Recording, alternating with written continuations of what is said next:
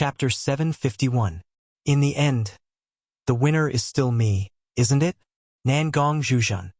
Although his body was full of scars and a lot of blood even soaked his clothes, but the person standing here now is himself, and Nangongzhe, who was fighting with him at this moment, has been unable to maintain his consciousness because of his surging kenshin. He won this battle, and the future of the ninja world will be decided by him. Watergate's heart was extremely proud. After all, his victory almost laid the foundation of an era. Nangongzhe, the only one who had the ability to compete with him, is now directly crippled. As long as he can go up and kill him, this shinobi world's Blood Cloak Pavilion, will only be a small character submerged in the torrent of history. And he, Minato, will become the founder of a new world. Even if it's 100 years, 1,000 years, or even 10,000 years later, as long as the shinobi world's heritage is not cut off, his achievements will be remembered forever. No one doesn't like fame and fortune because as long as people have desire, they will definitely have something to ask for. Watergate usually seems to suppress all his selfishness, and all his actions are for the greater public interest, but to a certain extent such behavior is not also integrated his selfishness into the public interest, and after the public interest is achieved, his selfishness will also be achieved. This way of achieving selfishness will never be criticized by people, and will even be admired by countless people because of the process of achieving the combination of public interest and selfishness. Why can the ninja allied forces be smoothly formed?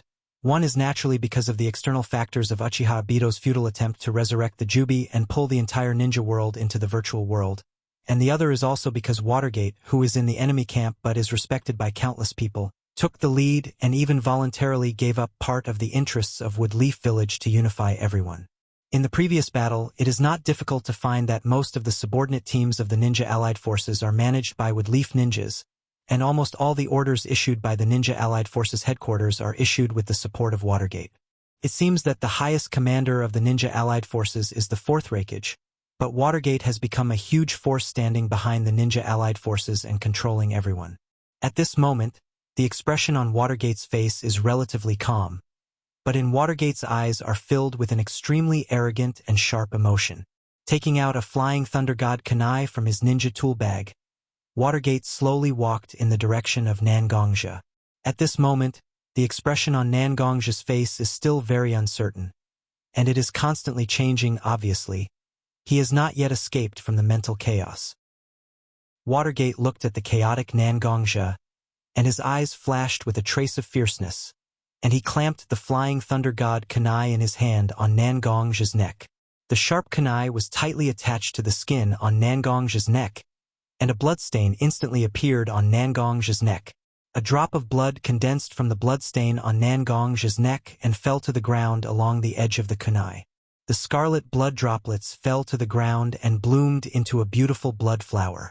Leader! Although they were fighting with 6 Kage-tier ninjas, the 4-5 elements altar lords of the Bloodrobe Pavilion were still paying attention to the battle between Nangongzhe and Watergate.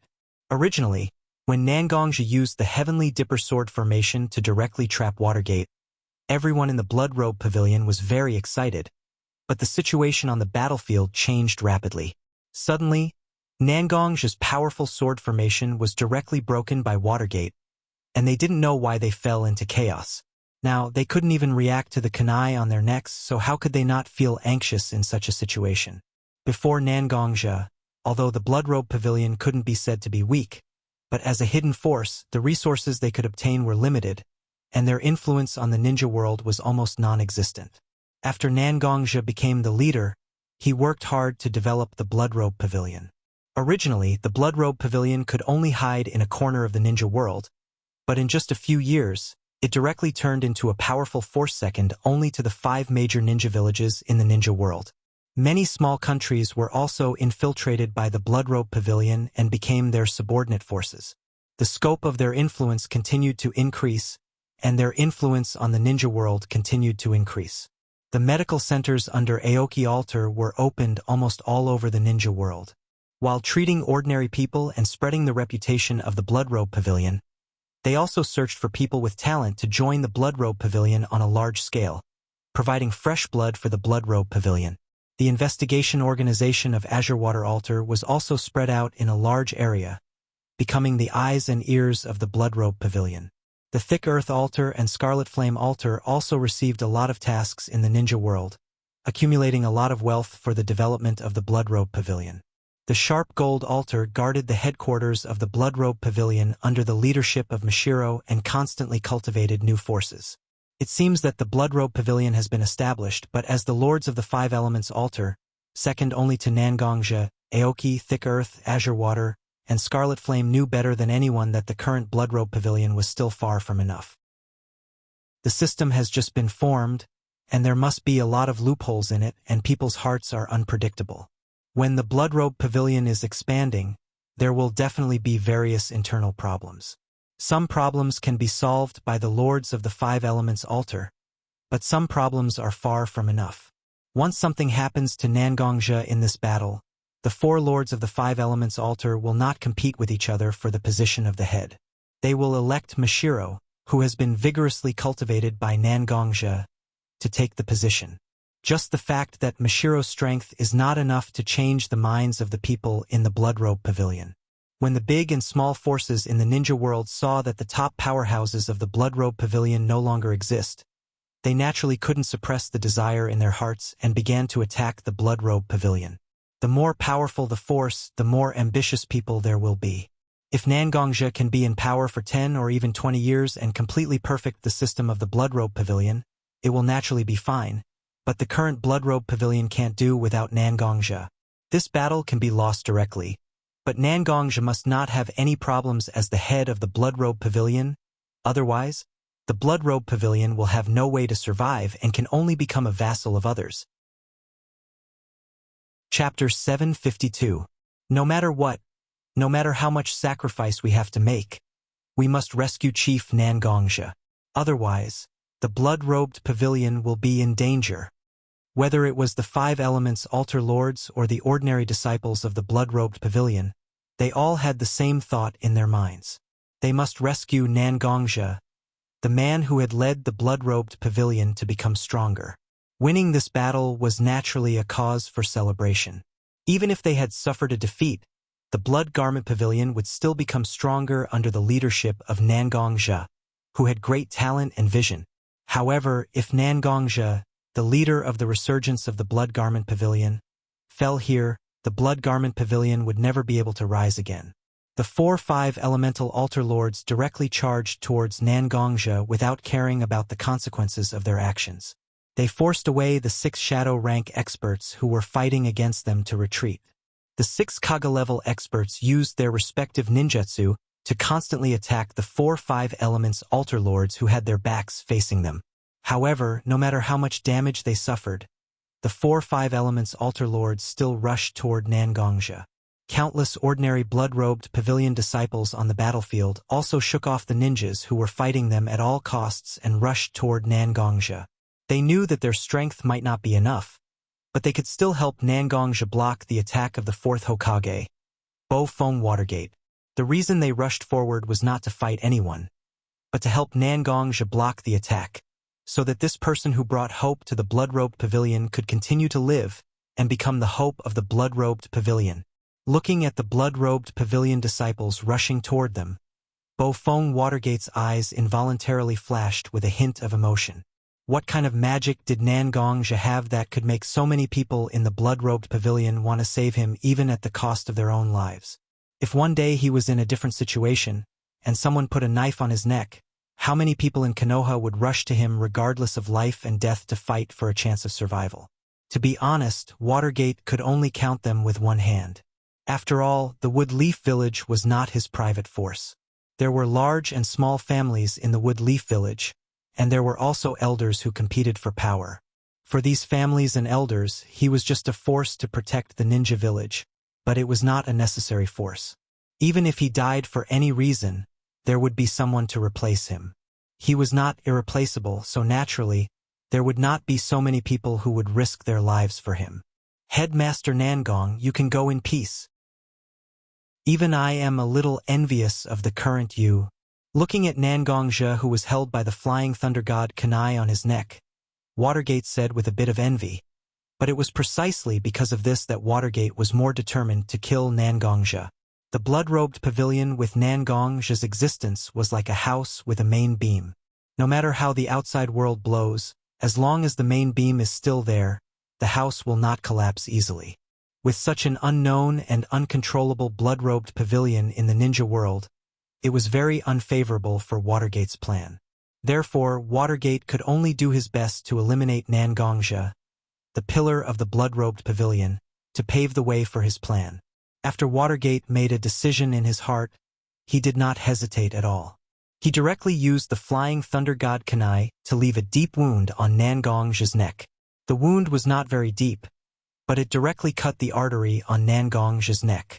A lot of blood directly sprayed out from the wound on Nangongja's neck under the strong pressure of the heart.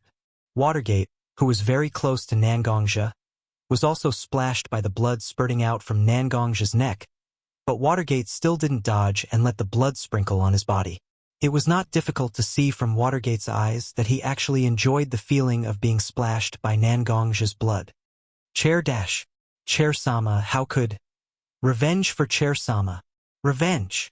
Revenge. After seeing Nangongja's aorta directly cut open and a lot of blood spurting out, every blood-robed pavilion disciple's eyes seemed to be soaked in the blood that sprayed out from Nangongja's body and became scarlet. For the ninja allied forces, they just destroyed their enemy. But for the blood-robed pavilion disciples, their hope was directly snuffed out by Watergate. At this moment, whether it was the Five Elements Altar Master or the ordinary blood-robed pavilion disciples, there was only one thought in their mind, and that was to directly kill Watergate here. Since this person directly wiped out their last hope, then they didn't need to be stingy with their lives. As long as they directly killed this person in this place, it could be regarded as letting Nangong rest in peace. Hatred did not make the blood-robed pavilion disciples crazy, but it made them more rational. Many blood-robed pavilion disciples consciously formed a nearly double concentric circle with Watergate as the center. The disciples who were good at defense were in the periphery to block the invasion of the ordinary ninjas and the 6 Kage-level experts, while the inner disciples who were good at attacking cooperated with the Five Elements Altar Master to constantly attack Watergate's position. Watergate's body and spirit were extremely exhausted because of the battle with Nangongja, so he didn't dare to easily use the Flying Thunder God Jutsu to leave the encirclement of the blood-robed pavilion disciples. He could only passively defend against the attacks from the blood-robed pavilion disciples and wait for the help of the other members of the ninja allied forces. Nangongja's body was rescued by one of the 4 Five Elements Altar Masters, Aoki Altar Master, who was good at medical skills. He constantly checked Nangongja's body to see if there was any possibility of saving him. Aoki Altar Master constantly transferred his internal strength into Nangongja's body. The internal strength in Nangongja's body was different from that of the Five Elements Altar Master. It didn't have any attribute aura, but it was neutral and peaceful. Therefore, when Aoki Altar Master's internal strength poured into Nangongja's body, it was constantly growing stronger. The moment Nangongja was injured, the dense internal energy in his body had already gathered around the wound and was constantly healing it. However, the healing ability of internal energy was only an instinctive action. In order to truly heal such a serious injury, Nangongja's consciousness had to be awakened and cooperate with it. Chapter 753.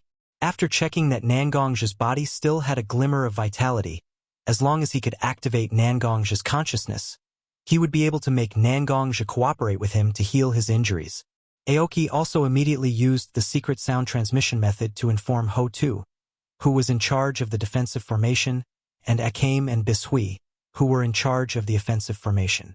Hearing that Nangongja, who had led the Bloodcloth Pavilion to become stronger step by step, at this moment, there was a glimmer of joy in their eyes. However, they did not immediately announce this news to the public. After all, once the ninjas of the Ninja Allied Forces found out that Nangongja was still alive, they would definitely attack with all their strength. Although the people of the Bloodcloth Pavilion were not afraid of fighting the Ninja Allied Forces head-on, in order to buy enough time for Aoki to treat Nangongja, such news must be kept secret. Moreover, after seeing that Nangongja was seriously injured and seemed to have lost his life, the disciples of the Bloodcloth Pavilion also began to fight the ninjas of the Ninja Allied Forces with the will to die. As the saying goes, an army filled with grief is bound to win.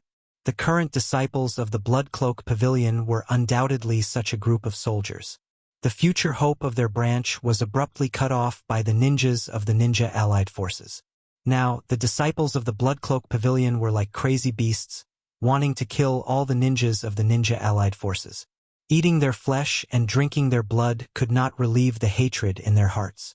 With the power of such willpower, the Bloodcloth Pavilion was able to buy more time under the siege of the Ninja Allied Forces, so that the head of the Bloodcloth Pavilion, Nangongzhe, who had brought glory to the Bloodcloth Pavilion, could be revived. As long as they could save Nangongzhe, even if all the disciples of the Bloodcloth Pavilion present died, it was not a bad deal for them. Although the Blood Garment Pavilion did not spread the news that Nangongzhe could still be saved, in order to buy more time, the altar masters of the Thick Earth, Crimson Flame, and Clear Water Altar, who were in charge of the formation, could not help but slow down the speed of the formation. As a result, the offensive power of the formation decreased and its defensive power increased. However, all the members of the Ninja Allied Forces were in the middle of the battle. Facing the harder defensive formation, the ninjas of the Ninja Allied Forces were in a frenzy at the moment. They just wanted to break the hard turtle shell and rescue the fourth Hokage, Namikaze Minato, who was trapped inside, and Watergate, who was in the center of the attack formation. Although the pressure on his body had obviously weakened, Watergate's body was almost in a state of limit because of the continuous fighting. Previously, the disciples of the Bloodcloth Pavilion attacked Watergate with all their strength because of the anger of each other, and now Watergate's physical and mental condition made it impossible for him to use the Flying Thunder God Jutsu to escape. Therefore, it could be said that Watergate had been in a state of high pressure just now. Now that the attack of the disciples of the Bloodcloth Pavilion suddenly weakened, not only did it not let Watergate find anything unusual, but it also made Watergate's high-tension nerves relax. All of a sudden, the external pressure lessened, and it was also reflected on his mind. As the Blood Garment Pavilion's offensive weakened, Shui Men's originally tense mind also relaxed a little. The sudden relaxation of his spirit also made the tiredness that Watergate had forcibly suppressed burst out. If it weren't for Watergate's strong will, he would have been directly impacted by the double fatigue from his body and spirit at this moment. The onlookers saw things more clearly than the onlookers. Originally, the 4-5 elements altar masters of the Blood Garment Pavilion had lost their rationality due to the anger in their hearts and became the so-called onlookers. However, when they learned that Nangongzhe's life could still be saved, they broke away from their identity as onlookers and became calmer bystanders. They acted step by step in an incomparably calm manner just to achieve their own goals. However, such a concealment was actually just a slight concealment of the facts with the help of the conflict between the two sides. In any case, the formation that deliberately slowed down and strengthened its defensive power, and Old Man Aoki, who had been releasing a lot of internal force beside Nangongzhe, were 2 points that couldn't be ignored. There were also people in the Ninja Allied Forces who understood. As the wartime staff officer of the Ninja Allied Forces, Shikaku Nara quickly discovered that something was wrong. He directly used Yamanaka Inoichi's spiritual force to connect with all the main members of the Ninja Allied Forces and directly told them his guess. After all, ninja was a profession that walked in the dark and accompanied by death. Such a group of people naturally couldn't all be reckless. On the contrary, most of them were cunning schemers or strategists. After hearing Shikaku Nara's analysis, most of the ninja's head that was blinded by blood also calmed down and began to observe the actions of the Bloodcloth Pavilion objectively. Once a person calmed down, many things would become flaws in the eyes of others. As long as one had a discerning eye, one could see that although the Bloodcloth Pavilion deliberately concealed it, they were trying their best to rescue Nangongzhe, who should have been directly taken away by the fourth Hokage, Watergate. Everyone in the Ninja Allied Forces. I am Shikaku Nara from Woodleaf Village. I am the wartime commander of the Ninja Allied Forces. After getting authorization from the 5 Kages of the Ninja Allied Forces, I am now in charge of your unified command. Please follow my orders and charge towards the Bloodcloth Pavilion's formation. Don't let the sacrifice of many ninjas be in vain. Although Shikaku Nara didn't study the formation of the Bloodcloth Pavilion, he did have a very outstanding vision. After a long period of observation, he couldn't directly break the formation arranged by the Bloodcloth Pavilion, but he had already found some important nodes in the formation. With his identity, Shikaka Nara directly commanded the entire ninja allied forces, including the Sannin, Mizukage, Reikage, and Kazekage, these 6 Kage-level powerhouses. Under the command of Shikaka Nara, the ninjas of the allied forces constantly changed their formation and rushed towards the large formation formed by the disciples of the Bloodcloak Pavilion. Although they couldn't hit the nodes of the Bloodcloak Pavilion's formation every time, they could still hit them occasionally. Once they hit the nodes of the Bloodcloak Pavilion's formation, there would be a trace of panic. Although the flaws were quickly mended under the control of the earth, Shikaka Nara was also able to observe more of the mysteries of the formation from this trace of panic. Chapter 754. How high is Shikaka Nara's IQ? Even in the entire ninja world, only a few people can compare to him. Although Ho-Tu had an extremely high understanding of this array formation that combined both attack and defense, he was still restricted by the array formation itself. No matter how powerful a formation was, it had its own innate flaws. Although Ho-Tu had a steady personality, he was also a little inflexible. Although he could control the formation, he didn't have the temperament and ability to make up for the formation's flaws. And Shikaka Nara himself is one of the top sages of this world. Although he can't say that he can see the whole leopard with a single glance, but when he commanded the ninjas of the ninja allied forces to constantly attack the formation, Shikaka Nara almost grasped the changes of the formation. First team, move 400 meters to the southeast direction. Everyone start preparing a large-scale attack ninjutsu. Be ready to attack at any time under my command. Under the command of Shikaka Nara, a small team was automatically selected from the large number of ninjas in the allied ninjas army and moved directly in the direction specified by Shikaka Nara. Second team, third team, assemble in the southeast and southwest directions of the formation, and be ready to attack the formation of the Bloodcloak Pavilion at any time. The rest of the ninjas are on standby. Be ready to listen to orders at any time. Shikaka Nara gave the order, and 2 more teams were directly formed and moved to the position he specified. Seeing that his layout has been basically completed, Shikaka Nara also cast his eyes on the constantly changing formation of the Bloodcloak Pavilion. The formation was constantly changing, and Shikaka Nara was constantly deducing the trend of the formation in his mind. Suddenly, the most suitable time to break the formation appeared. Second team, third team, listen to orders, use melee weapons to attack the formation of the Bloodcloak Pavilion.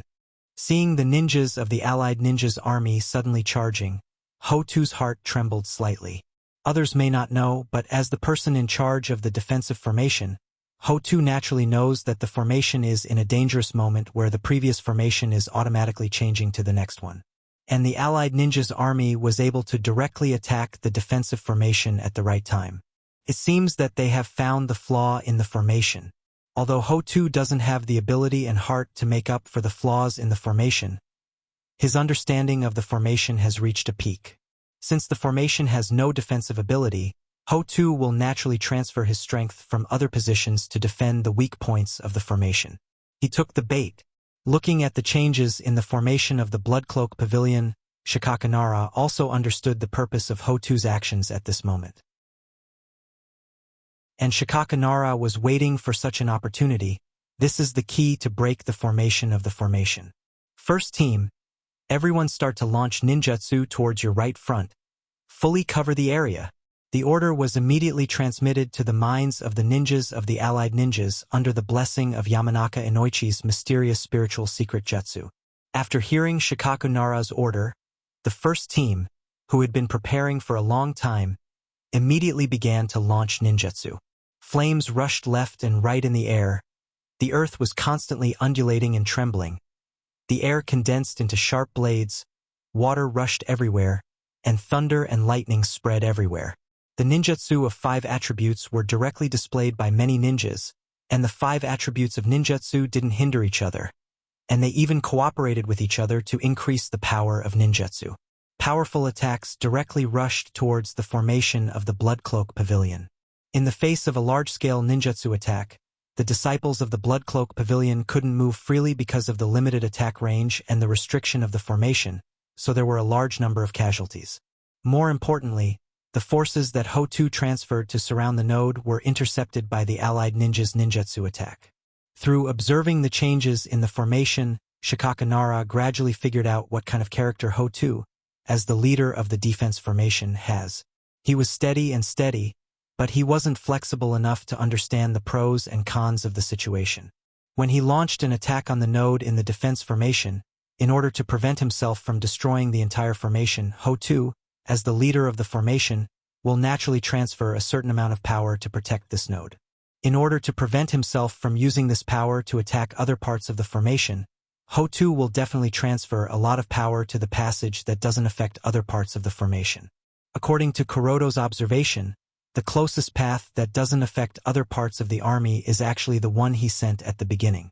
Once he uses ninjutsu to block this path on a large scale, he will naturally be able to intercept all the forces transferred by the Emperor of Thick Earth. Ho-Tu himself has a calm temperament.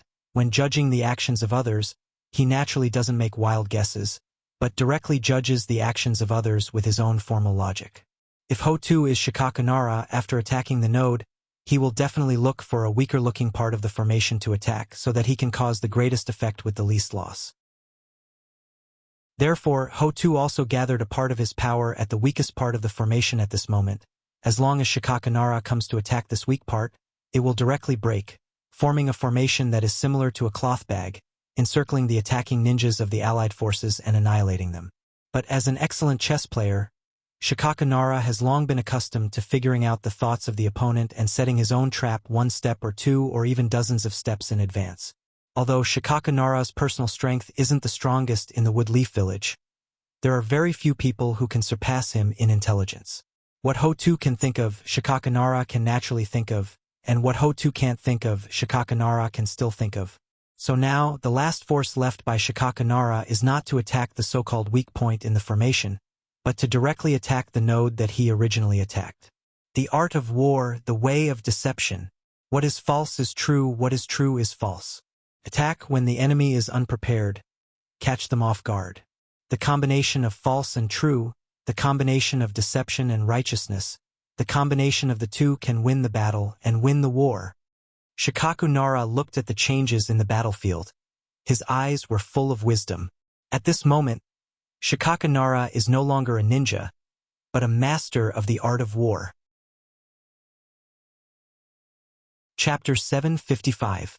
Nara Shikaka's method of breaking the defensive formation wasn't very subtle.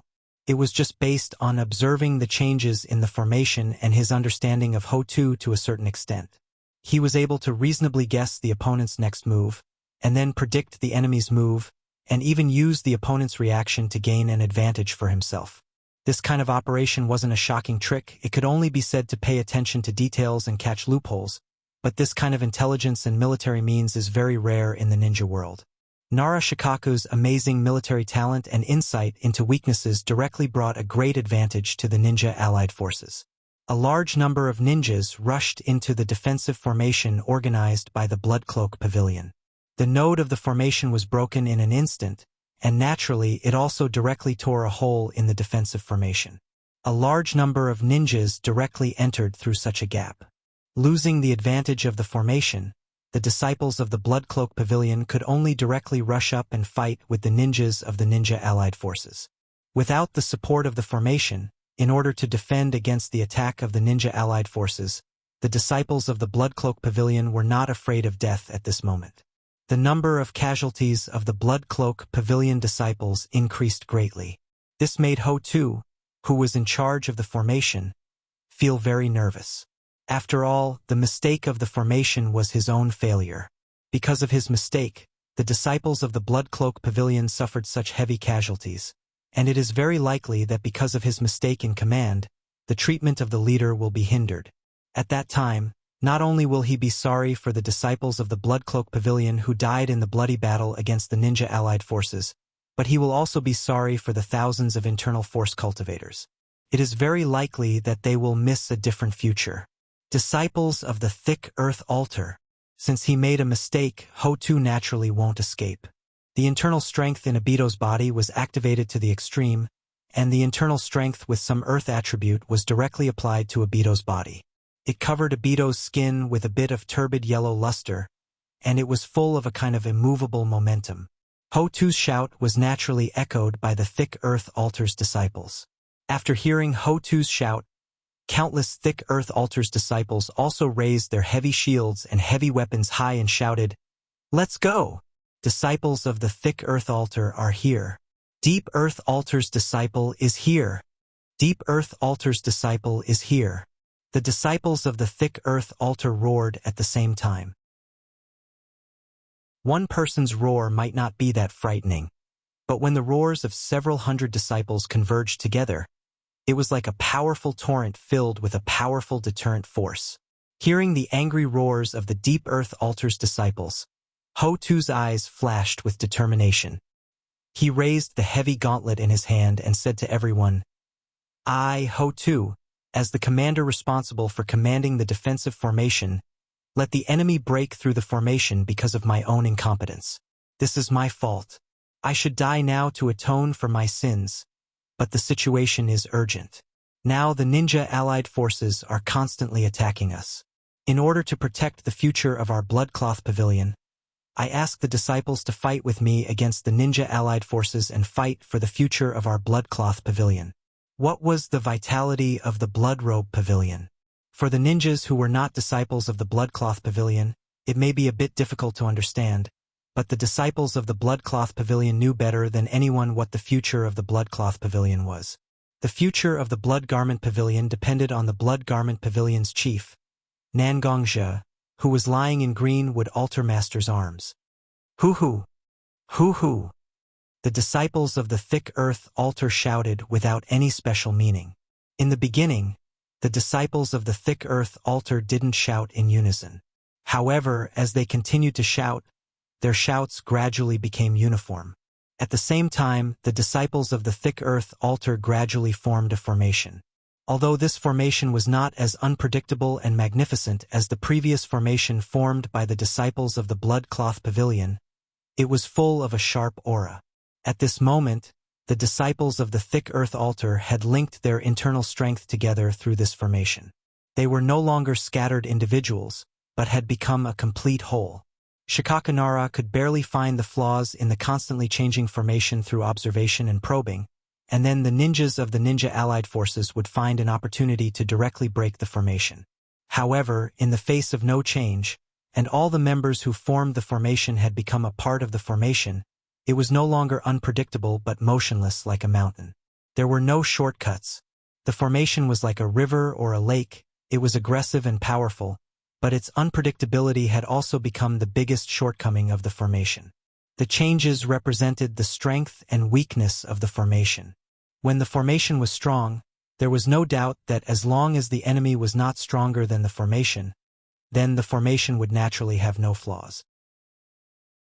But once the formation began to weaken, as long as the enemy could find the gaps and even lead the gaps to launch a powerful attack on the flaws, no matter how exquisite the formation was, there was a possibility that it would be broken. At this moment, the formation that all the disciples of the thick earth altar used was the opposite extreme of the formation, which was the unchanging extreme. Abandoning those changes and stabilizing everything, it was like a majestic mountain that sat firmly on the ground. The way to deal with it was very simple. He just had to use his most powerful force to dig through this mountain. There was no possibility of trickery. Looking at the formation formed by the disciples of the thick earth altar, Shikakanara directly jumped high and landed directly at the front of the formation. With the addition of Shikakanara, the formation seemed to become completely natural. Shikakanara was the real core of this formation. It didn't matter if there was any damage in other places. As long as Shikakanara was still there, the formation was still there. Shikakanara was the soul that all the disciples of the thick earth altar needed to use the formation at this moment. Thick earth altar, break the enemy lines. Although there were countless ninjas in front of him, and there were 6 Kage-level powerhouses among these ninjas who could launch a fatal attack at any time, Shikakanara didn't dare to do anything. Chapter 756. Although Ho-Tu's strength has improved over the years, he was only comparable to a Kage-level powerhouse. When his defense was pushed to the extreme, he might be able to resist the attack of two Kage-level powerhouses. But now Bai Shui and Akame are constantly besieging Namake's Minato in the center of the formation. Old Man Aoki is also using his own internal strength to keep Namake's Minato alive. There is no one who can help Old Man Aoki face the 6 Kage-level experts of the Ninja Alliance.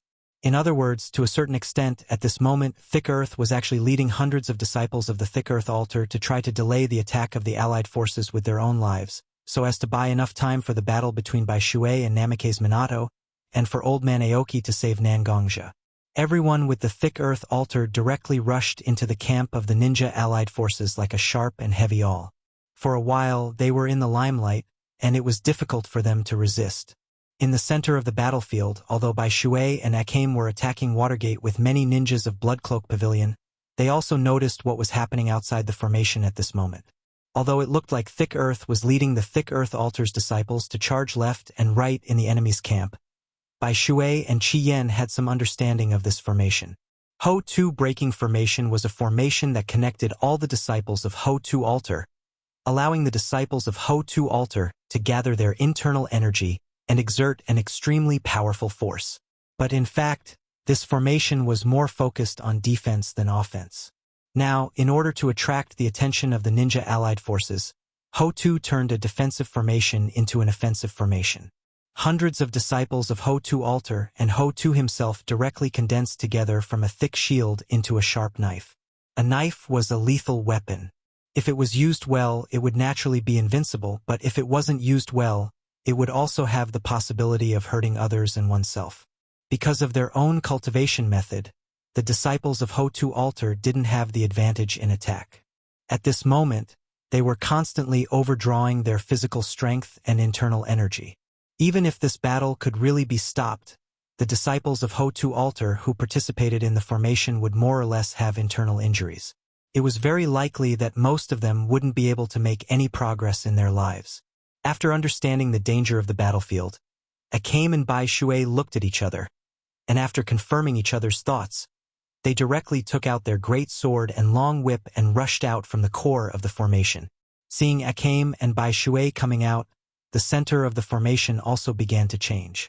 The ring-shaped formation actually expanded a little.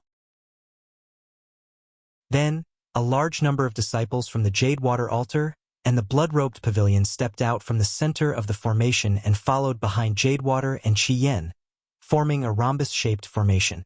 Although it wasn't very similar to the Thick Earth formation that Thick Earth and the Thick Earth altar's disciples used outside the formation, it still connected the Qi and internal Qi of the Green Water altar and Scarlet Flame altar's disciples and their altar masters. Water and Fire Duality Battle Formation. Bai Shui and Qi Yen called out the name of the battle formation formed by the disciples of Bai Shui altar and Qi Yen altar at the same time. Water and fire were two conflicting attributes. Not only could water restrain fire, but when fire burned to a certain extent, it could also restrain water. This kind of mutual restraint naturally allowed the fusion of water and fire to display an extremely powerful might. At this moment, the water and fire duality battle formation formed by the disciples of Bisui altar and Scarlet Flame altar used the mutual restraint of water and fire to the extreme. At this moment, Bai Shui and Akame Flame were the tip of the diamond-shaped formation closest to Bo Feng Watergate. The two of them mobilized the powerful internal strength of the disciples of Bisui altar and Scarlet Flame altar behind them, constantly attacking Bo Feng Watergate. The internal strength of water and fire was transmitted into Bo Feng Watergate's body through the collision of weapons. Almost in the blink of an eye, Bo Feng Watergate's body was in a strange state of half-scorching hot and half-cold. The two forces of water and fire were constantly attacking Watergate's body, making Bo Feng Watergate's body the battlefield of the two forces of nature. Watergate was indeed very powerful, but in the face of such a powerful battle formation, how long could he resist? At this moment, Namake's Minato's consciousness had already become somewhat blurry under the combined attacks of Scarlet Flame and Bai Shui. His entire person no longer had his usual refined and gentle demeanor. Instead, he was like a madman, constantly relying on his almost instinctive battle consciousness to fight against Bai Shui and Scarlet Flame. Looking at Namikaze Minato, who was covered in blood and ragged clothes at this moment, he was in a state of madness, constantly fighting with him. He wasn't afraid of death, nor was he afraid of getting injured. Originally, he was planning to capture Namikaze Minato and use him to threaten the ninja allied forces to temporarily stop fighting and buy time for Old Man Aoki to wake up the head of the Nangong family, because Bo Feng Watergate could only display his value when he was alive. Once Bo Feng Watergate died, it would only stimulate the fighting spirit of the ninja allied forces, making the situation of the Bloodcloth Pavilion more difficult. Originally, as the representatives of the two warring forces, Nangongzhe and Bo Feng Watergate could be said to be the key to the victory or defeat of the ninja allied forces, but now, because of various coincidences, Bo Feng Watergate and Nangongzhe's lives were also directly on the line. They could directly lose their lives at any time. Could be said that it was quite a bit of fate. Once Aoki could awaken Nangongzhe's consciousness and let Nangongzhe rely on Aoki's Zhenqi to directly heal his injuries, there was a chance for Nangongzhe to directly lead the Bloodcloth Pavilion to defeat the ninja allied forces. At that time, as the victor, the Bloodcloth Pavilion could directly kill off the ninja allied forces and make internal force cultivation the mainstream existence of this era. And once the ninja allied forces could break through the blockade of the Bloodcloth Pavilion and rescue Bo Feng Watergate, they would lose the restriction on their own strength. The 6 Kage-level powerhouses could directly use their most powerful means to directly kill all the internal force cultivators in the ninja allied forces. Without such a group of powerful internal force cultivators, how could the Bloodcloth Pavilion exist in this world? Chapter 757. At this moment, both the ninja allied forces and the Bloodcloak Pavilion needed time. The Bloodcloak Pavilion needed time to wake up their leader, Nangongzhe, and the ninja allied forces needed time to rescue the 4th Hokage from the siege. However, as two opposing sides, they would naturally do their best to make the other side not have enough time to achieve their goals. It was precisely because of this that the battle situation, which should have been delayed, turned into an unreserved and endless decisive battle. Ninjas need a certain amount of time to perform ninjutsu. Taking advantage of this time, the disciples of the Bloodcloak Pavilion could fully display their superb physical abilities and directly attack the ninjas. Not only could they interrupt the ninjutsu cast by the ninjas, but they could also cause enough damage to the ninjas. On the other hand, internal force cultivators themselves are limited by their own attack range. Once the distance between them and the ninja is increased, they will fall into a passive state. It is very likely that they will be kited to death by the ninja's long-range ninjutsu. Whether it was ninjas or internal force cultivators, each had their own disadvantages and advantages. When such two powerful classes collided, it was naturally inevitable that they would directly cause serious damage to each other.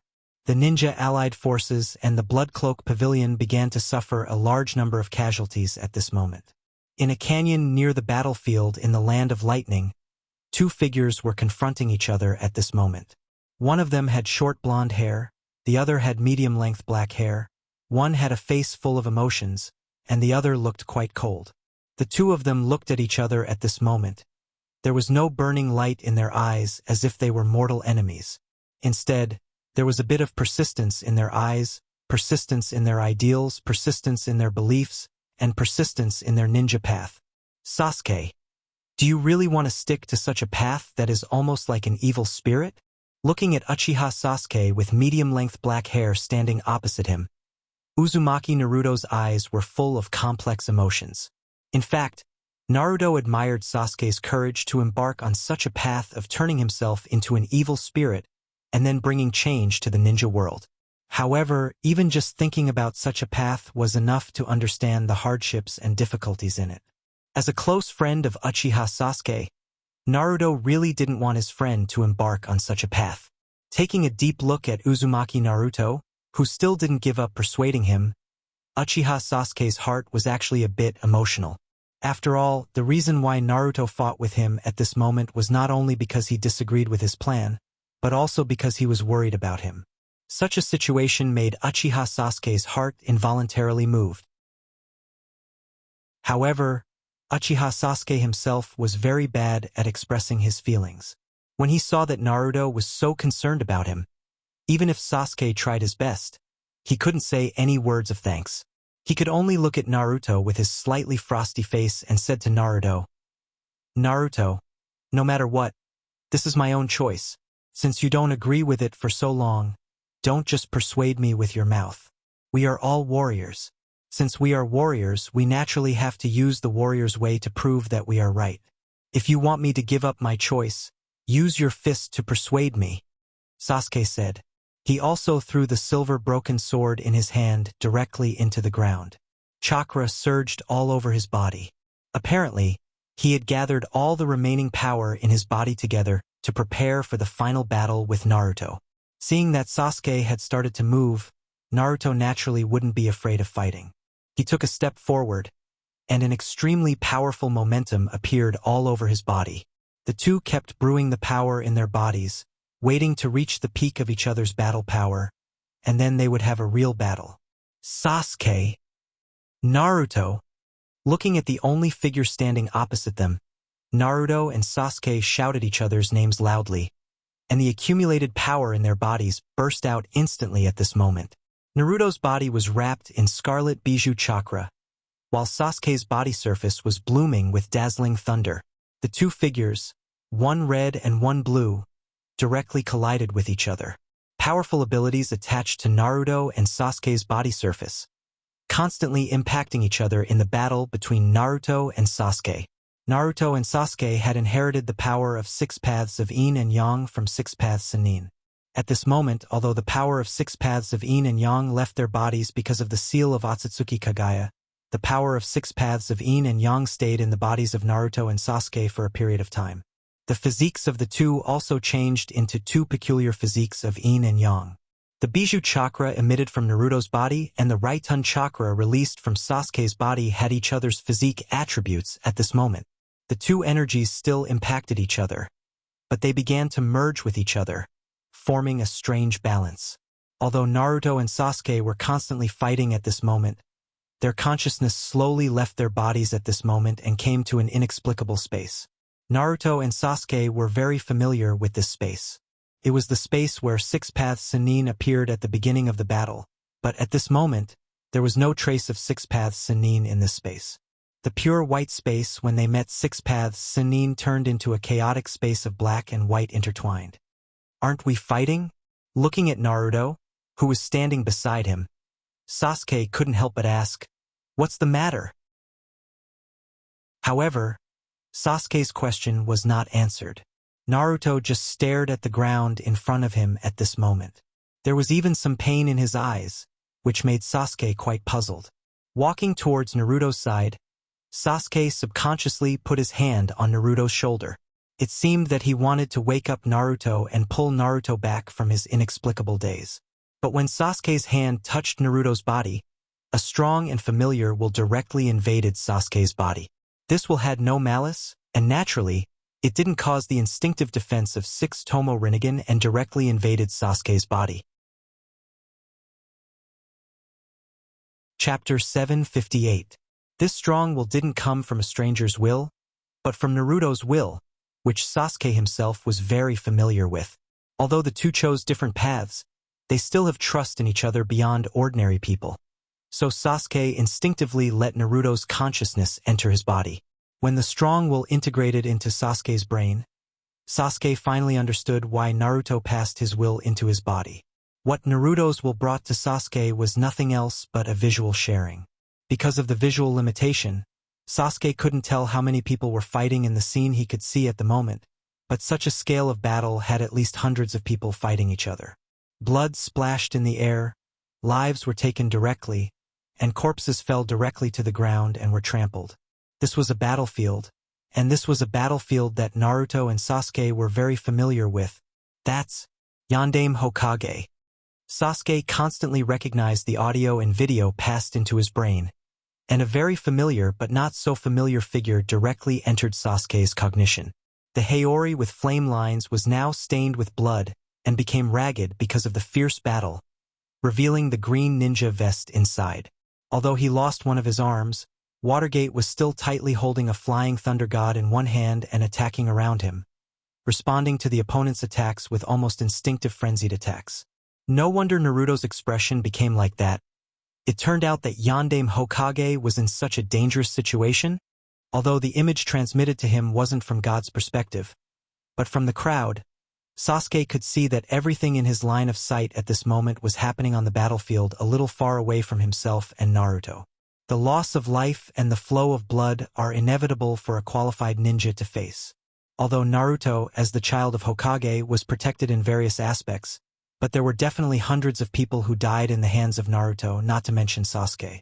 When he was under Orochimaru, he had been trained by Orochimaru in an almost harsh way. At that time, the number of people's lives on Sasuke's hands had exceeded 500. After that, he left Orochimaru's hands in Akatsuki and Nangong's hands. Now, the number of people's lives in Sasuke's hands is definitely not less than 1,000. But no matter how many people's lives are in their hands, as human beings with their own independent souls and not tools, Naruto and Sasuke still have people in their hearts who can't be hurt no matter what. For Naruto, Namake's Watergate was naturally such a person. Originally, in the battle with Otsutsuki Kagaya, Watergate lost his own arm because of Kill Ash, and now he was directly forced into such a dangerous situation. Even if Naruto was deeply righteous and optimistic, he couldn't suppress his inner emotions in the face of all this. After seeing Namake's Watergate situation, Sasuke didn't pay much attention. After all, although Namake's Watergate was under the siege of two Five Elements Altar Lords, he could still barely hold on for a while. At this moment, there was no danger to his life. On the contrary, after seeing Watergate's situation, Sasuke was quite anxious to find the figure of his teacher, Blood Cloak Pavilion's head Nangongja, in the crowd. For Naruto, his father was one of the people who couldn't be hurt, and for Sasuke, Nangongja, who was his teacher and father, was naturally such an existence.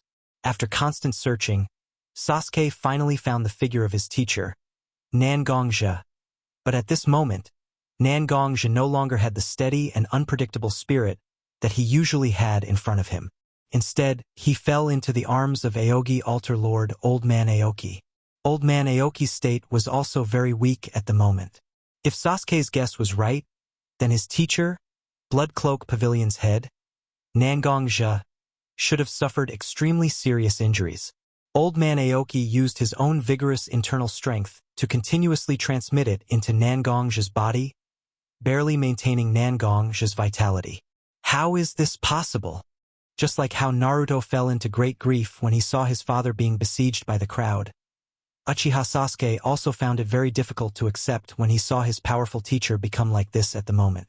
Seeing such a scene, Sasuke no longer had the thought of competing with Naruto to see whose idea was more correct. Because people who couldn't even protect the things they wanted to protect, how could they be qualified to talk about their ideals? I must go to the battlefield and wake up Nangong-sensei. After seeing Nangong's situation, Uchiha Sasuke immediately decided to end the current battle and go back to rescue his teacher. After seeing his father in such a dangerous situation, Naruto naturally no longer insisted on competing with Sasuke, but wanted to immediately go back to the battlefield to rescue his father. At the same time, the two people's hearts sprouted the thought of retreating at the same time. In this turbid space where black and white blended, there was also an irresistible repulsive force that directly forced Naruto and Sasuke's consciousness out of such a space, allowing them to return to their bodies. In the turbid space, Naruto and Sasuke had already retreated when they saw the situation on the battlefield. Now that they had regained control of their bodies, they naturally dissipated the various attack methods they used, preparing to save the strength in their bodies to go back to protect their father and sensei, who were very important to them. And just after the two of them withdrew their attacks, they were surprised to find that the chakra in their body that had been exhausted before had unexpectedly directly returned to their peak state at this moment. Chapter 759. Although Naruto and Sasuke didn't know why their bodies suddenly recovered completely, it must have something to do with entering the black and white chaotic space. It was too late to care about these things. After all, recovering their strength wasn't a bad thing for Naruto and Sasuke. Sasuke and Naruto didn't hesitate. The moment they got control of their bodies, they rushed towards the battlefield. Both of them chose to strengthen their speed in various ways. Eternal Manjikyu Sharingan and 6 Tomo Rinnegan in Sasuke's eyes rotated wildly. A large amount of eye power wrapped in chakra directly covered Uchiha Sasuke's body. The purple energy formed a huge rib on Sasuke's body, and behind the rib, a pair of huge wings condensed by chakra also quickly formed. Because of the upgrade of his eyes, Sasuke's control of his power became more and more precise. Just like now, when he used Susanoo, he only summoned 2 parts, the rib and the wings. The rib and himself were connected as a channel to transmit his will and energy, and the wings appeared behind him as a tool for flight. Although the combination of rib and wings didn't look so beautiful, Sasuke himself was a practical person. Just summoning the rib and wings was actually a way to greatly reduce his own consumption. Sasuke was very clear that as long as he arrived at the battlefield, he would face countless enemies. At this time, he had to ensure that he had enough fighting power, and he also had to do his best to rush to his teacher Nangong's side to help him. It was precisely because of this need that Sasuke used Susanoo like this. Watching Sasuke spread his huge wings behind him and soar in the sky, Naruto's heart inevitably became a little anxious. After all, Sasuke belonged to the Blood Cloak Pavilion camp. Once Sasuke returned to the battlefield, he would naturally do his best to help the Blood Cloak Pavilion. If Sasuke came to the battlefield earlier than him, he would definitely cause great danger to his father. Naruto's relationship with Sasuke was indeed very good, but his father and Sasuke didn't have much interaction. Although he didn't know the truth about the Uchiha clan's destruction, he already knew that it was done by the people of Woodleaf Village. Sasuke didn't have a good impression of Woodleaf Village. Now his father's life was also on the line waiting for rescue. Once Sasuke came to the battlefield earlier, he might harvest his father's life with his current relatively complete strength. It was about his biological father who was related to him by blood. Naturally, it was impossible for Naruto to pin everything on the illusory possibility, so he must do his best to reach the battlefield with Sasuke, or even earlier than Sasuke. Sasuke needed to conserve chakra, but Naruto didn't need it. When he and Sasuke joined forces to absorb all the energy in Otsutsuki Kagaya's body, although it seemed that the power of Bijuu had returned to the world or was directly consumed as the energy to supply Rakuto Chibaku Tensei, but in fact, the 9 Bijuu's own will entered Naruto's body at the same time as Otsutsuki Kagaya was sealed. Although there was no way to support Naruto to enter Rakuto mode because of the massive consumption of Bijuu's power, Bijuu chakra with the 9 Bijuu's will was also constantly getting stronger at this moment, enough to support Naruto to enter Kurama mode. Naruto mobilized a large number of Bijuu chakra. In the process of running quickly, he also closed his eyes and drew the natural energy around him into his body. That's right, the natural energy that should only be absorbed in a state of absolute stillness can now be absorbed while moving because of the evolution of Naruto's physique. In other words, the current Naruto can completely rely on his physique advantage to stay in Sage mode for a long time. Kurama mode and Sage mode were displayed at the same time. At this moment, Naruto's body was also covered by the golden chakra flame. The golden chakra flame turned into a silk thread and directly weaved a set of gorgeous clothes on Naruto's body. Naruto opened his eyes at this moment. His pupils had turned orange with a slight golden luster, and the center became a very strange cross-shaped eye shape. Sengoku mode. A large number of Sengoku chakra mixed with Bijuu chakra constantly condensed in Naruto's body. Naruto directly used this energy to form 4 huge feet behind him. Although the 4 feet were condensed behind Naruto's back, they directly extended to the ground, running directly on the ground like animals. However, compared to Sasuke's almost delicate control of chakra, Naruto's own control ability was relatively weaker. Some chakra still escaped and formed a huge fox phantom. Huge ribs and wings soared in the sky, and a huge demon fox with solid limbs but an unusually illusory body ran on the ground. Susanoo's huge wings with boundless sharpness directly broke through the air that was hindering its flying speed.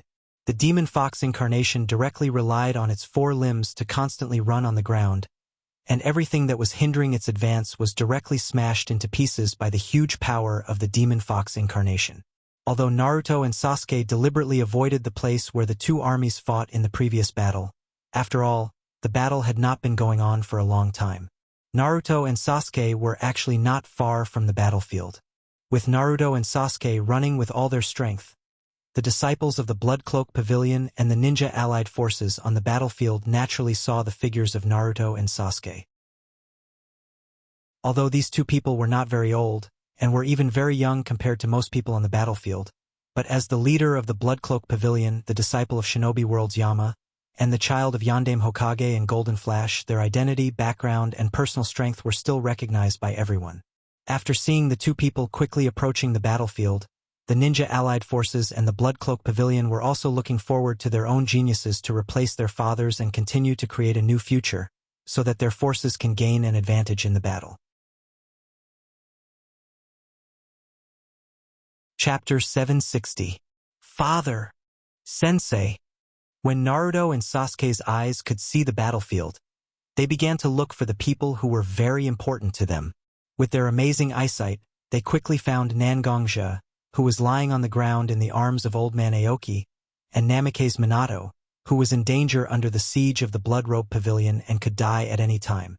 Seeing the people who were very important to them become like this at this moment, whether it was Naruto or Sasuke, their hearts were filled with endless anger at this moment, and the most obvious manifestation was their loud roar and sudden acceleration.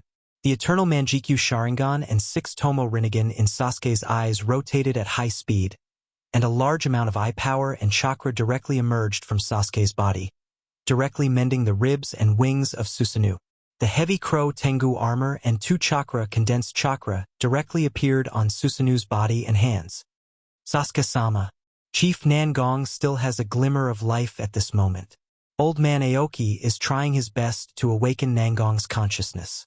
As long as Chief Nangong's consciousness awakens from the chaos, he can quickly recover with his own strength and Old Man Aoki's assistance. After seeing Sasuke directly joining the battle and sensing an extremely powerful aura from Sasuke's body, Bishui, who was the closest to Nangongja among the 5 elements Altar Lords, directly used her internal strength to tell Sasuke about the situation at the moment. Although Sasuke didn't have any sense of belonging to Blood Cloth Pavilion, Sasuke still had some understanding of Bishui, the Altar Lord of Blood Cloth Pavilion who was very loyal to his sensei. After hearing that his sensei needed time, he immediately made a plan in his heart. The huge complete body Susanoo directly rushed towards the location of the allied ninja forces, who were engaged in a battle with the outer defense formation of Blood Cloth Pavilion. With his ability to fly, Uchiha Sasuke directly controlled the complete body Susanoo to float in the sky to ensure that ordinary ninjutsu couldn't attack him. Then the chakra in his body stirred up a lot, and he and Susanoo formed different hand signs to prepare for the attack. Sasuke's timing was very good. The 6 Kage-level powerhouses in the allied ninja forces, including Jiraiya, Orochimaru, Tsunade, Gaara, Terumi Mei, and were fighting against the Thick Earth Altar's Thick Earth Breaking Formation at this moment because of the fearless attack of the Thick Earth Altar's disciples and Thick Earth himself. When he saw Uchiha Sasuke floating above the allied ninja forces and constantly gathering power, Thick Earth, as the commander of the formation, immediately began to direct the Thick Earth Altar's ninja to directly entangle the 6 Kage-level powerhouses at all costs. Although the average ninja in the allied ninja forces also has good strength, there is still a huge gap between them and Uchiha Sasuke, whose body has evolved into 6 Pathine body and cast the complete version of Susanoo. Sometimes the gap in strength can't be made up by quantity. The chakra in Sasuke's body continued to flow into Susanoo's body, and a part of chakra was left in his body by Sasuke to cooperate with Susanoo to cast ninjutsu. Katan's Super Dragon Fire Jutsu. The original Dragon Fire Jutsu was only a huge flame dragon head when it was cast, but at this moment, because Sasuke poured a huge amount of chakra into it, the original huge dragon head also became extended and directly turned into a whole flame dragon rushing directly into the sky. The huge flame dragon rushed directly out of Susanoo's body and rushed into the sky, forming a magnificent scene, making the battle in the entire battlefield seem to have a trace of stagnation. As Uchiha Sasuke's best friend, others don't know what ninjutsu Sasuke is using, but Naruto is very clear about it and knows how powerful this ninjutsu is. At this moment, Sasuke is directly using Susanu's huge body and the powerful blessing ability of ninjutsu to cast such a large-scale attack ninjutsu that is enough to rank in the top few among the ninjutsu that Sasuke can master. Naruto can't imagine what kind of casualties such a ninjutsu will cause if it falls into the many ninjas of the allied ninja forces. Glancing at his father, who was still besieged by many disciples of the Blood Cloak Pavilion, Naruto's eyes showed a tangled look. After all, he is the only one who can fight against Sasuke at this moment. If he wants to save the many ninjas of the allied ninja forces, he naturally needs his own ability. In the same way, his father is constantly attacked by countless strong ninjas at this moment. At this moment, it seems that he has been relying on his own will and instinct to persist. No one knows how long this situation will last. Once he wastes a lot of time and consumes a lot of power to save the many ninjas of the allied ninja forces, can he still save his father with a little effort like now? At this moment, Naruto is caught in a competition between public and private interests. Should he give up a small number of people for the sake of the majority, or follow his own inner desire to do what he wants to do?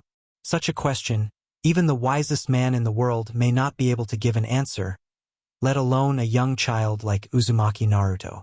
However, Naruto's heart can be tangled, but the speed of Sasuke's attack will not decrease in the slightest. Susanu's constantly forming hand seals finally stopped at this moment, and a large number of chakra was directly extracted from Uchiha Sasuke's body, and a purple thunder condensed directly in Susanu's hand. Although it was different from Nangong's black thunder, the same powerful destructive aura still came out from it.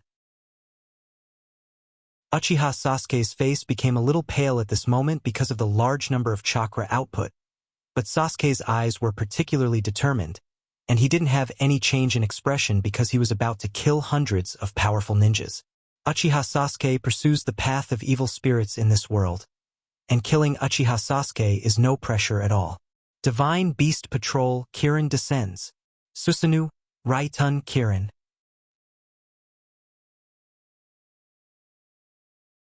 Chapter 761.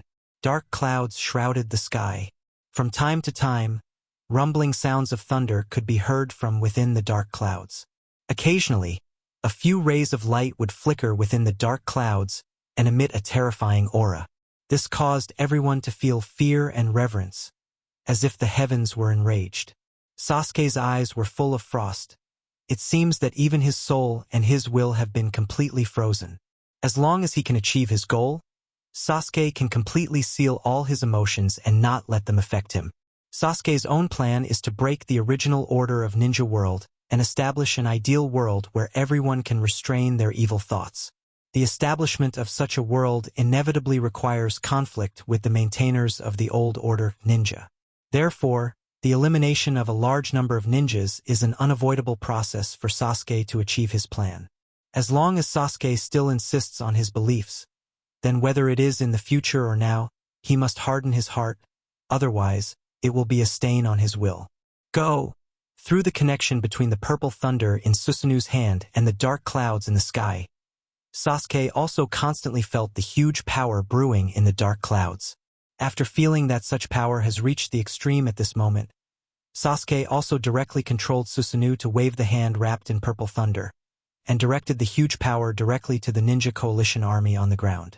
The purple thunder was like a chain, directly dragging a large group of thunder and lightning out of the dark clouds. Unlike the ordinary version of Raitun, Kirin that Sasuke had originally used, this group of thunder and lightning at this moment was much larger, and there was a lot of thunder and lightning that had been assimilated into purple thunder and lightning wandering around in it, adding a bit of majesty and dignity to the blue-white thunder and lightning Kirin behemoth. Roar! Obviously, it was just a product of thunder and lightning, but the blue-purple thunder and lightning entangled Kirin directly roared at the sky. The roar was like a golden spear and a yellow bell, and for a while, it directly resounded through the sky and drilled into everyone's ears. When people with slightly lower strength heard Kirin's roar, they directly fell into a sluggish state and couldn't move. It seemed that this roar was venting all the anger and injustice caused by all the filth of time, and then directly swept over the living beings under him with ruthless eyes, and then directly rushed down the purple lightning chain in the hand of Susanu that was connected to him. Many ninjas of the Ninja Allied Forces looked at the blue and purple Qilin, and most of their legs began to tremble at this moment. After all, when they fought with Uchiha Obito, Uchiha Madara, and Kagaya Otsutsuki before, such a high-level battle is not something that ordinary ninjas can participate in. Although they have seen the huge power erupting when the super-strong fight from a distance, after all, it didn't happen to them. Most of the ninjas of the Ninja Allied Forces were not mentally prepared for such a battle. The blue-purple Qilin was getting closer and closer to many ninjas of the Ninja Allied Forces, and the majestic face of Kirin was constantly magnified in the eyes of many ninjas of the Ninja Allied Forces. Many ninjas of the Ninja Allied Forces have closed their eyes and quietly waited for such a thing that they have no way to resist. This is not fear, but pure powerlessness. Just when everyone was waiting for their bodies to be ravaged by lightning, then lose consciousness and then lose their lives, after a violent tremor on the ground, nothing seemed to happen. The ninjas of the Ninja Allied Forces opened their originally closed eyes and saw a huge golden fox in front of them. Black lines were drawn on the fox's body, and a shield condensed by a large number of chakra directly isolated the countless lightning bolts. Although the shield seemed to be a bit shaky under the impact of the lightning, the demon fox incarnation was still constantly transmitting a large number of chakra to the shield to maintain the shield from being broken. When he saw the demon fox incarnation directly appear in the Ninja Allied Forces, Sasuke immediately looked at the place where Yondaime Hokage, Naruto's father, Namake's Watergate, was surrounded by many ninjas of the Blood Cloak Pavilion. Because no matter what, Sasuke couldn't believe that Naruto could really give up his father so decisively. Beside Namake's Watergate, a figure with a golden chakra coat also appeared at this moment. This person was none other than Namake's Watergate's child, Uzumaki Naruto. Did he use Shadow Clone Jutsu? Seeing two figures of Naruto suddenly appear on the battlefield, Sasuke's heart also slightly understood what kind of situation it was. Naruto was still the Naruto he knew in the beginning. When faced with a dilemma and people had to make a choice, Naruto would often give an answer that no one expected. Although the power gathered together can exert the greatest effect, Naruto's current goal is not to defeat or destroy anything, but just to protect the things he wants to protect. Compared to attack, as long as the right method is found for defense, then it can naturally achieve its goal with less consumption. Therefore, Naruto directly used Shadow Clone Jutsu to let his clone carry a large number of Bijou chakra and condense the Demon Fox incarnation to protect the Ninja Allied Forces from Sasuke's powerful attack. His own body directly relied on his own huge chakra and the unpredictable power of Senjutsu chakra to rush into the enemy's formation to rescue his father who was besieged. Hey, Naruto boy, hurry up and save your father. Although I can barely hold on here, we must not consume too much energy. From the mouth of the Demon Fox incarnation above the Ninja Allied Forces, Naruto's arrogant and low voice came out directly. At this moment, the Demon Fox incarnation was actually controlled by Kyuubi's consciousness. As the strongest existence among the nine-tailed beasts, Kurama's time in Jubi's body was relatively short, and his strength was the fastest to recover. At this moment, Kurama was able to use his ability to help Naruto fight. Chapter 762. Hearing Kurama's shout, Uzumaki Naruto, who was in the middle of the Blood Cloak Pavilion's attack, also felt the pressure. He didn't enter such an attack. He couldn't understand how terrible it was just by looking at it with his eyes. However, when Naruto directly entered the Water-Fire Duality battle formation, formed by the Azure Altar and the Scarlet Flame Altar of the Blood Cloth Pavilion, he felt the two forces of water and fire raging in his body. Even Naruto's body, which had been transformed by the power of 6 paths of Yang, felt great discomfort. Naruto looked back at his father, who was standing behind him and seemed to have fallen into a state of madness.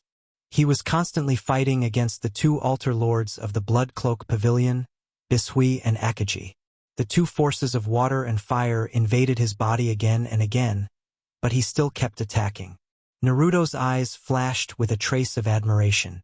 Although Naruto had powerful strength, his father was still far superior to him in terms of temperament and will.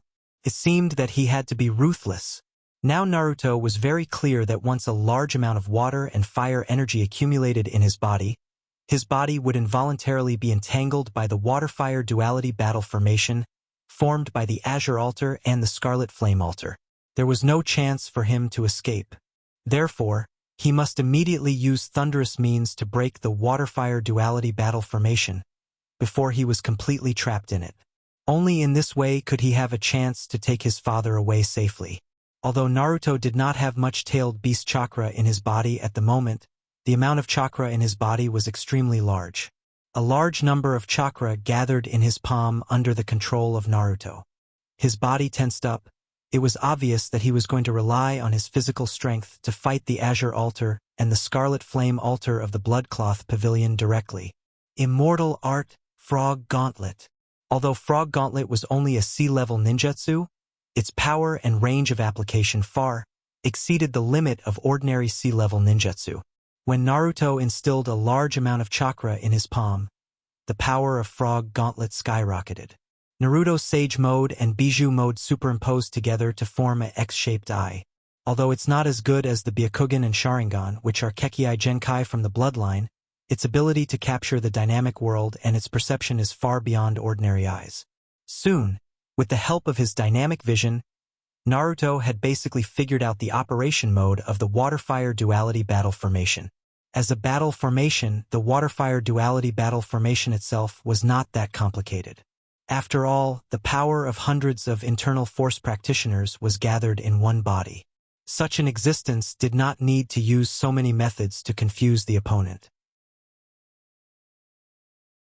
This kind of battle formation was also a battle formation that exerted the offensive power of water and fire to the extreme. It could be regarded as a disguised form of attack instead of defense. It did not have much defensive ability. Naruto clenched his right fist and placed it on his waist. Although there was no obvious movement of accumulating power, he concentrated his power into his fist at his waist at the moment, ready to strike at any time. Hit! Seeing the operation of the battle formation, Naruto immediately punched out with his fist that had been accumulating power for a long time. At this moment, because of the operation of the battle formation, Akame Yen, who had the most outstanding offensive ability in the battle formation, appeared right in front of Naruto. As a person who had been immersed in battle for many years, Akame Yen had already seen through Naruto's fist technique when he was accumulating power. Therefore, when Naruto punched him, Akame Yen did not panic at all. Instead, he directly jumped up and distanced himself from Naruto. Just when Akame Yen thought that he had dodged Naruto's attack and was about to attack Naruto, who had not yet recovered from the attack, a fist mark suddenly appeared on Akame Yen's abdomen. For some reason, Akame Yen, who was hit by the huge fist force, took a few steps back. Not only did Akame Yen suffer a certain injury, but more importantly, because of Akame Yen's sudden retreat, there were some flaws in the water-fire yin-yang battle formation. Seeing the flaws in the battle formation, Naruto directly came to his father's side and released his aura so that Windstorm Watergate, who was in an instinctive state, would not react to his approach. Then he directly took his father's hand and led him towards the flaws in the water-fire yin-yang battle formation. Those who stop me will die. Looking at the disciples of the Blood Cloak Pavilion in front of him, Naruto showed the huge power contained in his body, trying to deter the disciples of the Blood Cloak Pavilion in this way and reduce his consumption as much as possible. After seeing the huge aura erupting from Naruto's body, many of the disciples of the Blood Cloak Pavilion instinctively took a few steps back. However, after retreating, the disciples of the Blood Cloak Pavilion directly rushed towards Naruto's position again without fear of death. Now that the internal force cultivators and ninjas had fallen out, once they lost this battle and failed to save Nangong's life, the Blood Cloak Pavilion would be like a fish on the chopping board, waiting to be slaughtered. Dying early or dying late would be a dead end. In this case, it was better to fight desperately now, and maybe there would be more changes. Seeing the disciples of the Blood Cloak Pavilion rushing towards him again after being deterred by his aura, Naruto did not hesitate at all. Although he only used one hand, he gave full play to his immortal method Frog Hand. Under Naruto's control, the natural energy condensed into invisible fists and palms, attacking the disciples of the Blood Cloak Pavilion. However, Naruto obviously did not kill them. After the fists and palms came into contact with the disciples of the Blood Cloak Pavilion, they immediately invaded the disciples' bodies and sealed their meridians, making it impossible for them to exert their strength. They could only fall to the ground powerlessly. Then, they tried to break through the attack formation inside the Blood Cloak Pavilion with their father. Under Naruto's constant attacks, the formation became shaky, and the disciples of the Blood Cloak Pavilion had to divert their attention to protect Nangongja, who was also in a coma inside the formation. This undoubtedly limited the strength of the disciples of the Blood Cloak Pavilion. First, there was the threat of Naruto breaking through the formation, and now there was the need to protect Nangongja. The disciples of the Blood Cloak Pavilion were quite stretched for a while. Chapter 763. In the end, even though the disciples of the Blood Cloth Pavilion fought with all their might, they still had to defend against Naruto's attack and ensure the safety of Nangongja at the same time. They couldn't continue to control Bo-Fong and Watergate in the formation. Naruto's Odama Rasengan directly bombarded a disciple of the Blood Cloth Pavilion. Several disciples of the Blood Cloth Pavilion were also sent flying by the Odama Rasengan. Naruto's huge power directly blasted a big hole in the formation set up by the Blood Cloth Pavilion. Naruto took Bo-Fong and Watergate and used Body Flicker to escape from the hole in the formation. Damn it! Chase after them. We can't let them escape. Otherwise, all the sacrifices we made will be for naught. Seeing Naruto and Watergate rush out of the formation, Chi Yen, who was one of the masters of the defensive formation and had his meridians sealed by Naruto's attack, immediately issued an order to the disciples of the Scarlet Flame Altar under his command. After seeing Chi Yan's angry order to the disciples of the Scarlet Flame Altar, Bisui immediately came to Chi Yan's side and said to the Scarlet Flame Altar's messenger, "All right, your altar master is currently in a rage and can't make a rational decision. Don't be in such a hurry to carry out the order. Wait for me to have a good discussion with your altar master before taking action. Understand?" As the altar master of the Clearwater Altar, Bisui couldn't directly give orders to the disciples of the Scarlet Flame Altar. However, as a disciple of the Scarlet Flame Altar, the messenger naturally understood his altar master's character very well. Scarlet Flame had done a lot of impulsive things due to his anger. Although Scarlet Flame had become a little better under Nangongja's guidance, a leopard couldn't change its spots. Scarlet Flame's nature couldn't be changed. Now that the altar master of the Jade Water Altar was standing in front of Scarlet Flame didn't need to pass on the order given by the angry Scarlet Flame. As the messenger disciple, Scarlet Flame was relieved. However, this messenger disciple was still a disciple of the Scarlet Flame Altar. Although he didn't think that his altar lord's orders were worth carrying out, he still had to wait for his altar lord's orders. Therefore, this messenger disciple stood beside Scarlet Flame and Bai Shui and didn't dare to move. Seeing that his disciple didn't carry out his order at this moment, Chi Yan's anger became even more violent. His internal strength was agitated due to the fluctuation of his emotions. His red hair swayed like flames due to the agitation of his internal strength. It constantly showed that Chi Yan's emotions were unstable. "Bisui, what do you mean by this? Although you and I are both 5 elements altar masters and have the same rank, you don't have the right to command my disciples." Hearing Chi Yan's merciless reprimand, Bisui didn't get angry like Chi Yan. Instead, she looked at Chi Yan calmly like a clear spring. After enduring Bishui's gaze for a while, Chi Yan couldn't help but feel a chill in his heart. The Bisui altar was in charge of assassination and intelligence work in the Bloodcloth Pavilion. As the altar master of the Bisui altar, Bisui could be said to be the person who knew the most secrets in the Bloodcloth Pavilion. Although Bai Shui looked like a gentle woman on the outside, as one of the 5 elemental altar lords, Scarlet Flame knew how hard Bai Shui's heart was. Now that Bai Shui was looking at him with a calm gaze, it was as if she was looking at a toy, cold and emotionless. Scarlet Flame immediately understood that he had angered Bai Shui. However, as the altar master of the Scarlet Flame altar, Chi Yan couldn't lose face in front of his disciple. Therefore, He could only endure the chill in his heart and continue to stare at Bishui. Seeing Qi Yan trying to show off in front of her, Bishui's originally angry mood slowly calmed down. After all, they had worked together for many years. Bai Shui was also very clear about Scarlet Flame's bad temper. Bickering with such a boorish man over such trivial matters would make her seem a little too petty, right? Now, what we should be worried about is whether or not we have directly left the life of the fourth fire shadow, Bofeng Watergate here. I think you should be very clear about what we should be worried about, Qi Yan. After saying that, Bishui glanced in the direction of Nangongzhe. Bai Shui's glance also caused Scarlet Flame's stubborn personality to turn around. Scarlet Flame was originally a reckless man, and he didn't have much scheming in his heart. When Nangongzhe, an outsider, first came to the Bloodcloth Pavilion to take over the position of head, Qi Yan was also used as a tool by Ruijin. However, when Nangongzhe used his own strength to save the Bloodcloth Pavilion from danger, Qi Yan also directly gave his loyalty to Nangongzhe. Now that Nangongzhe was in danger, although Qi Yan was very angry, he was still one of the 5 elements altar masters of the Bloodcloth Pavilion.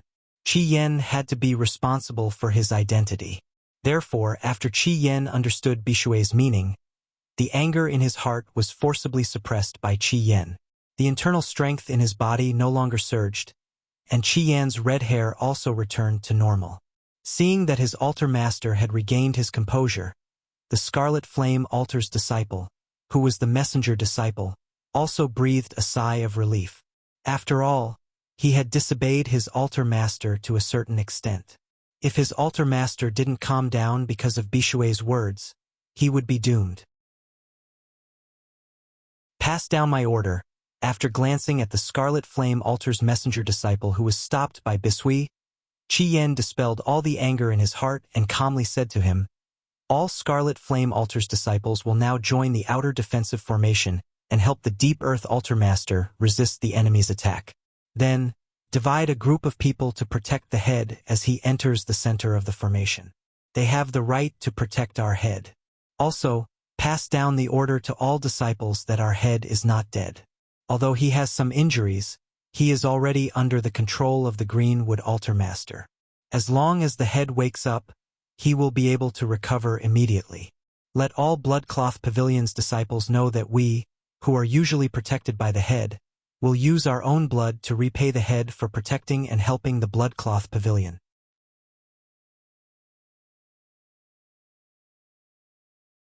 Chapter 764. Suddenly, Akame Yan's order about Nangongzhe's situation wasn't a spur-of-the-moment decision. Otherwise, as the Altar Lord of Aquamarine Altar would have killed this disciple on the spot to prevent the news from spreading. The reason why several Altar Lords wanted to keep the news that Nangongzhe still had a chance to survive was for 2 reasons. First, they couldn't let the ninja allied forces know that Nangongzhe could still be saved. Otherwise, the ninja allied forces would launch an all-out attack on the Bloodrobe Pavilion and kill Nangongzhe completely. The second reason was that they hoped to use the fact that Nangongzhe couldn't be saved to arouse the anger in the hearts of the Bloodrobe Pavilion disciples, forming a desperate army to fight against the ninja allied forces and gain an advantage. But now, because the battle formation was broken, the pressure exerted on the Bloodrobe Pavilion disciples was even greater. Originally, they still had some effect, but now they might be defeated directly. Therefore, as the 5 Elements Altar Lord whose authority in the Bloodcloth Pavilion is second only to Nangongzhe, Akame directly used his own identity and the name of the 4 5 Elements Altar Lords to directly tell all the disciples of the Bloodcloth Pavilion that Nangongzhe still has a chance to live. He hopes that this way, he can reignite the fighting spirit of many disciples of the Bloodcloth Pavilion so that they can work harder to fight against the ninjas of the ninja allied forces. One of the important reasons why Aquamarine didn't stop Akame Yen from issuing the order was that at this moment, the huge protective shield supported by the Demon Fox incarnation inside the ninja allied forces had been directly broken by the powerful power of the Susanoo controlled by Sasuke. In the face of a large-scale attack, once there is a loophole in the defense, then the so-called defense is nothing more than a castle in the air. It is meaningless at all. A large amount of lightning directly invaded the protected ninja allied forces through the loophole, and some of the lightning penetrated the defensive shield and directly invaded the body of the demon fox incarnation along the defensive shield. Although Kurama himself is an existence composed of pure fire attribute energy, the prejudice and anger accumulated in his heart towards all living beings has reached the extreme after being in the ninja world for so many years. The so-called appearance is born from the heart, and his own existence will also change due to changes in his mentality. Therefore, the prejudice and malice in Kurama's body also affected the attributes of Nine Tails at this moment. The pure fire attribute was also mixed with a bit of evil. The lightning itself has an extremely strong restraining effect on evil. The purple lightning directly mixed with Kirin and invaded Kurama's body. It also constantly attacked Kurama's body, making him unable to concentrate his will to control the defensive shield, and then more lightning invaded the inside of the shield and Kirin's body. Kurama's body's body, forming a vicious cycle. At this moment, the ninjas of the ninja allied forces inside the defensive shield were actually suffering heavy casualties. Except for the 6 Kage-tier ninjas who could barely protect themselves from such an attack, most of the ninjas were more or less injured. Some of the ninjas were directly turned into charcoal under the attack of the lightning. The ninjas of the ninja allied forces suffered a large number of casualties, and their combat power was extremely reduced. They were even slightly weaker than the Bloodcloth Pavilion, so why didn't the Bloodcloth Pavilion take advantage of such an opportunity to directly boost the morale of the entire Bloodcloth Pavilion, let the ninja allied forces suffer greater losses, and buy more time for Nangongja to recover? Soon, Akame's order was directly passed to the ears of every Bloodcloth Pavilion disciple through the disciples at all levels. When every Bloodcloth Pavilion disciple heard that their leader Nangongja was still alive, their hearts were full of excitement. After all, Nangongja had repeatedly used his actions to tell the disciples of the Bloodcloth Pavilion that he was the one who could truly lead the Bloodcloth Pavilion to the peak. When the disciples of the Bloodcloth Pavilion knew that their leader, who was like a guiding light, still had a glimmer of hope, it was tantamount to floating in a torrent. Suddenly, a life-saving straw appeared in front of them, and all they could do was to hold this big straw tightly and tell themselves that this straw could definitely save their lives. For the leader, for the Bloodcloth Pavilion, for the future of internal strength cultivators. As the most bold and unrestrained person among the 5 elements altar masters, and the one who was best at stirring up the atmosphere at this moment, Akame directly held his great blade to a relatively high place and used his internal strength to support his throat so that he could make a louder voice and shouted these 3 sentences to everyone in the Bloodcloth Pavilion. Then, he immediately took the lead and directly jumped into the battle. Fight! Fight! Fight! Every Bloodcloth Pavilion disciple began to silently roar in their hearts, because there was only one thing they could do at this moment. Fight. They had to fight desperately, throw all their uneasiness to the back of their minds, and fight with all their might for the future they had hoped for. If they lost their arms, they would use their teeth to bite. If they lost their legs, they would use their bodies to move forward. If they lost their heads, they would leave their fighting spirit here for everyone to see. The brave, the chi. Where the chi was, so was the strength. Where the heart was, so was the chi. Therefore, Guwon was brave and encouraged by the heart. Now, the disciples of the Blood Garment Pavilion were all holding their breaths in their hearts. This breath was like a ball of fire that was contained in the hearts of every Bloodcloak Pavilion disciple, constantly urging every Bloodcloak Pavilion disciple to unleash their full power. Ignite the fire in my heart, burn my enemy. At this moment, the Bloodcloth Pavilion disciples gathered together again, and directly surrounded Nangongja, who was almost like a spiritual sustenance, in the center of the battle formation. Although the 3 elements altar masters by Shui, Akame, and Hotu were more or less injured at this moment, they still tried their best to command the Bloodcloth Pavilion disciples present to fight against the Ninja Coalition army, and to buy time for Nangongja to wake up. Even if every minute and every second was fought for through the blood of their own people, no one had the slightest fear in their hearts. Living was not only about maintaining the vitality of one's body, but more people chose to live through death.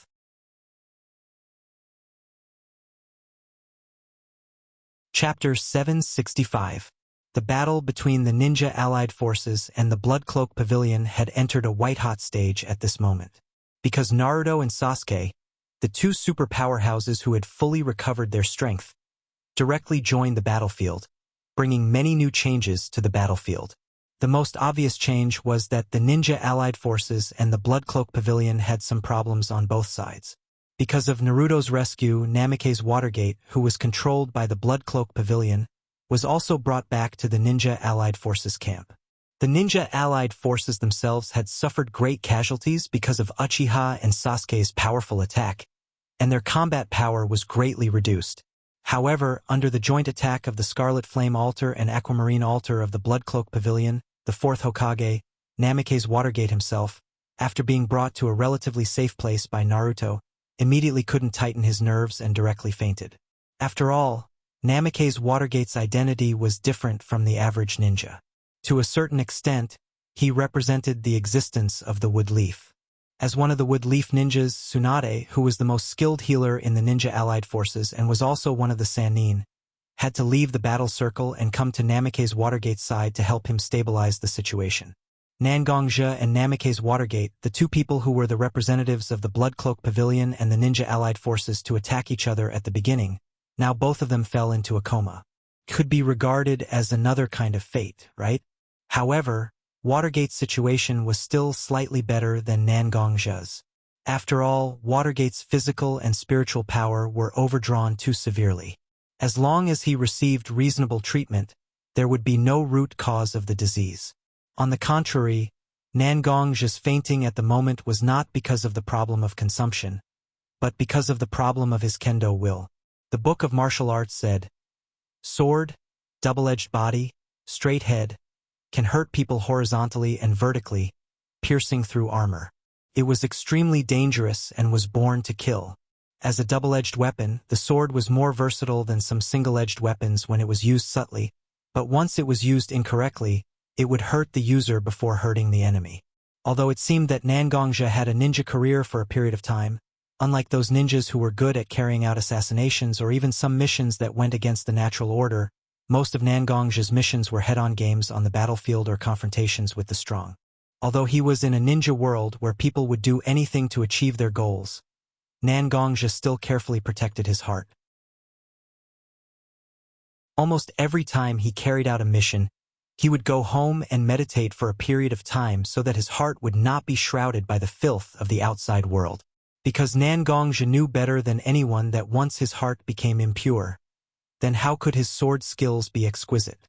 But this time, for his own plan, for the development of the Blood Cloak Pavilion, and for the future of countless internal force practitioners, Nangongja personally crossed the bottom line that he had set for himself and began to use some underhanded moves to fight for his own interests. Perhaps many people would say that every man for himself and the devil takes the hindmost. In order to fight for enough benefits for oneself, so what if it crossed one's bottom line slightly? In any case, the bottom line could always be lowered again and again. If there was really a day when it could no longer be lowered, then it would be better to just give up on such a useless thing. But as a warrior and as a swordsman, often what was useless in the eyes of others was a rule that he had to abide by. This rule was the scabbard that bound his sharp sword. Once the scabbard was broken, a long sword without a scabbard and a swordsman without restrictions would lose its own spirituality and could only become a simple killing tool. It was precisely because of this that Nangongja fell into a coma due to his sword heart agitation. All of this was because Nangongja instinctively restrained himself. Otherwise, how could a few words from Watergate have the power to directly push Nangongja into a coma? In fact, Nangongja's consciousness did not disappear at this moment. On the contrary, he was very clear-headed. Relying on his powerful mental strength, Nangongja could almost see the entire situation on the battlefield with his eyes. Nangongja saw the bloody battle of the Thick Earth Altar, the exquisite cooperation of the Scarlet Flame Altar and the Clear Water Altar, and the Acute Gold Altar and the Green Wood Altar moving around in all directions. However, these delightful situations still couldn't hide the fact that the disciples of the Blood Cloth Pavilion had suffered heavy losses at this moment. According to Nangongja's original plan, when the two sides exhausted to a certain extent, Nangongzhe would directly take many disciples of the Bloodcloth Pavilion and directly retreat to the Lion Clan's different space, and use the Lion Clan's different space as a springboard to return to the headquarters of the Bloodcloth Pavilion. After that, Nangongzhe would directly command the small countries under his control to directly form the Small Countries Alliance and declare war on the 5 major countries in the name of their country. Because most of the powerful ninjas of the 5 major countries were transferred away by the ninja allied forces, and the political leaders of the 5 major countries were also protected in a secret place by the ninja allied forces at this moment, there was no way for them to return to their own countries. At this moment, the ninjas of the Bloodcloth Pavilion were constantly attacking, and the miscellaneous troops of the small countries were taking over the cities captured by the Bloodcloth Pavilion.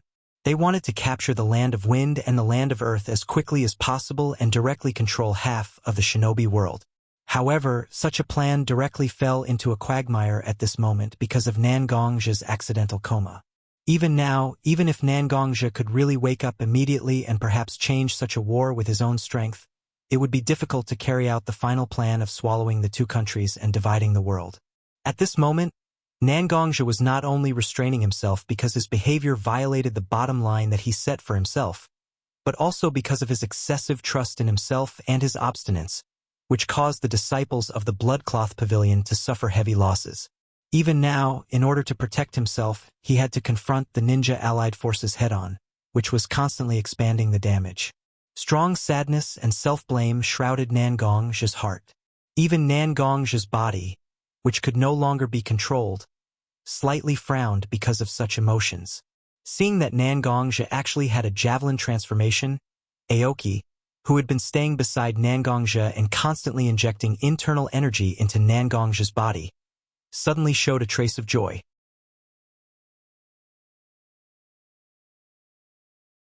Chapter 766. Although Old Man Qingmu was not an internal energy cultivator who specialized in swordsmanship, he was the oldest among the 5 element altar masters. He was also the most experienced elder of the Blood Garment Pavilion. He had his own understanding of Nangongzhe's current situation. Although Nangongzhe had gathered together for various reasons and coincidentally triggered Nangongzhe's mental isolation, in essence, it was because Nangongzhe could not control himself and was unwilling to face reality directly. Although Nangongzhe's expression did not change much, it was still noticeable. Frowning might not be a good emotion, but at least it proved that there was something that could stimulate Nangongzhe, allowing Nangongzhe's emotions to break through the restraint that Nangongzhe had on his own will. As long as Elder Qingmu could stimulate Nangongzhe's will to a certain extent, then everything could be reversed. At this moment, Nangongzhe had actually fallen into an endless loop that he had set for himself. This did not mean that Nangongzhe was an inflexible person. Instead, it was because everyone's thinking was limited. No one was perfect. Even a normal person would inevitably make a lot of mistakes in their daily life, let alone a leader who had to deal with a lot of affairs every day and ensure that his strength would steadily improve and even surpass most people. My lord, I know you can hear me now. I am Qingmu, the altar master of the Greenwood altar. Qingmu attached his internal energy to his throat. Unlike Nangongzhe and Qi Yan who used their internal energy to amplify their voices, Qingmu used his internal energy to vibrate his throat constantly, giving his voice a strange charm. His voice rushed directly into Nangongzhe's ears with a special wave. Although Nangongzhe had weakened his 5 senses and could only hear some noises, Qingmu's voice was like a knife that directly pierced through all obstacles and rushed into Nangongzhe's mind. Qingmu? Nangongzhe, who was immersed in his own mind, suddenly heard Qingmu's voice clearly. He was slightly stunned. After all, even Nangongzhe could not break free from his self-imposed isolation. When he suddenly heard Qingmu's voice, Nangongzhe naturally hoped that Qingmu, a veteran of the Bloodcloak Pavilion, would have a way to solve the problem that was happening to him. My lord, are you still not waking up?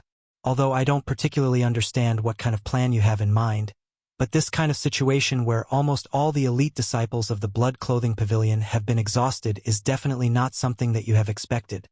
Although Qingmu's words did not directly reprimand Nangongzhe, his tone was rather stiff. Obviously, he was quite upset.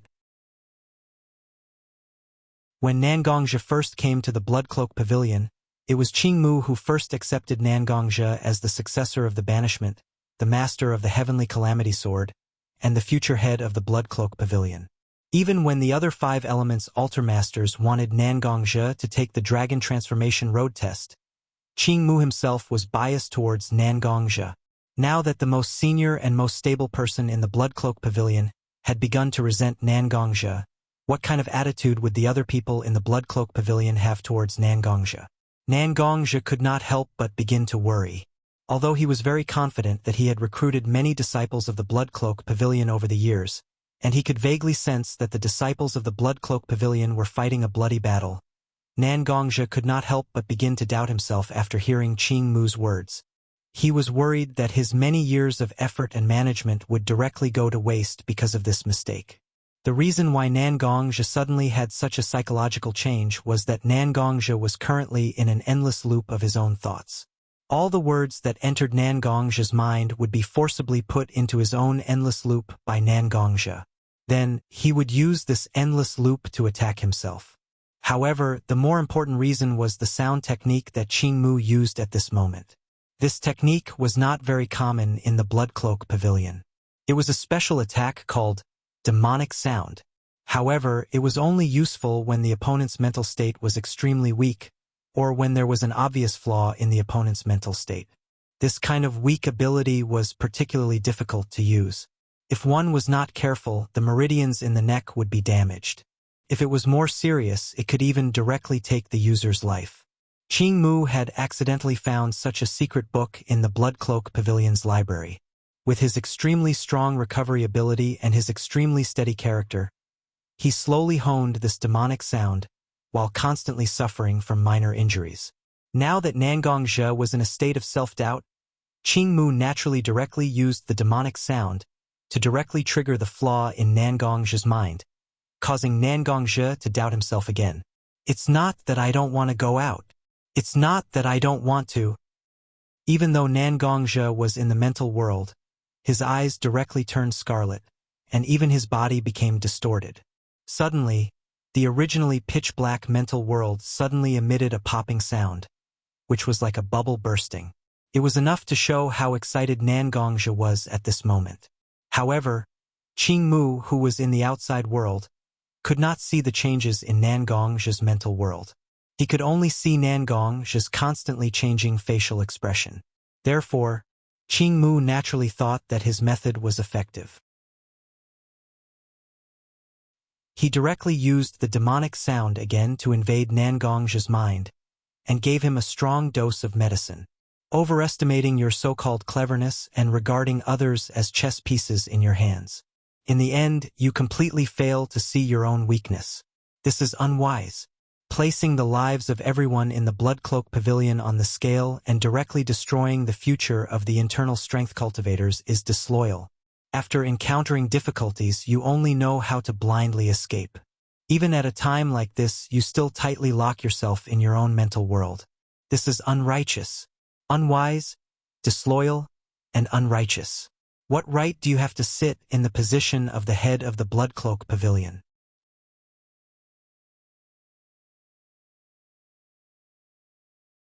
Chapter 767. Most of the time, people would do bad things with good intentions. The reason why Elder Qingmu said so many words to hurt Nangongzhi's heart was that he wanted to stimulate Nangongzhi so that Nangongzhi could regain control of his body. However, Elder Qingmu had spent too little time with Nangongzhi. Although he had a certain understanding of Nangongzhi based on his subjective impression, he knew nothing about Nangongzhi's hidden personality.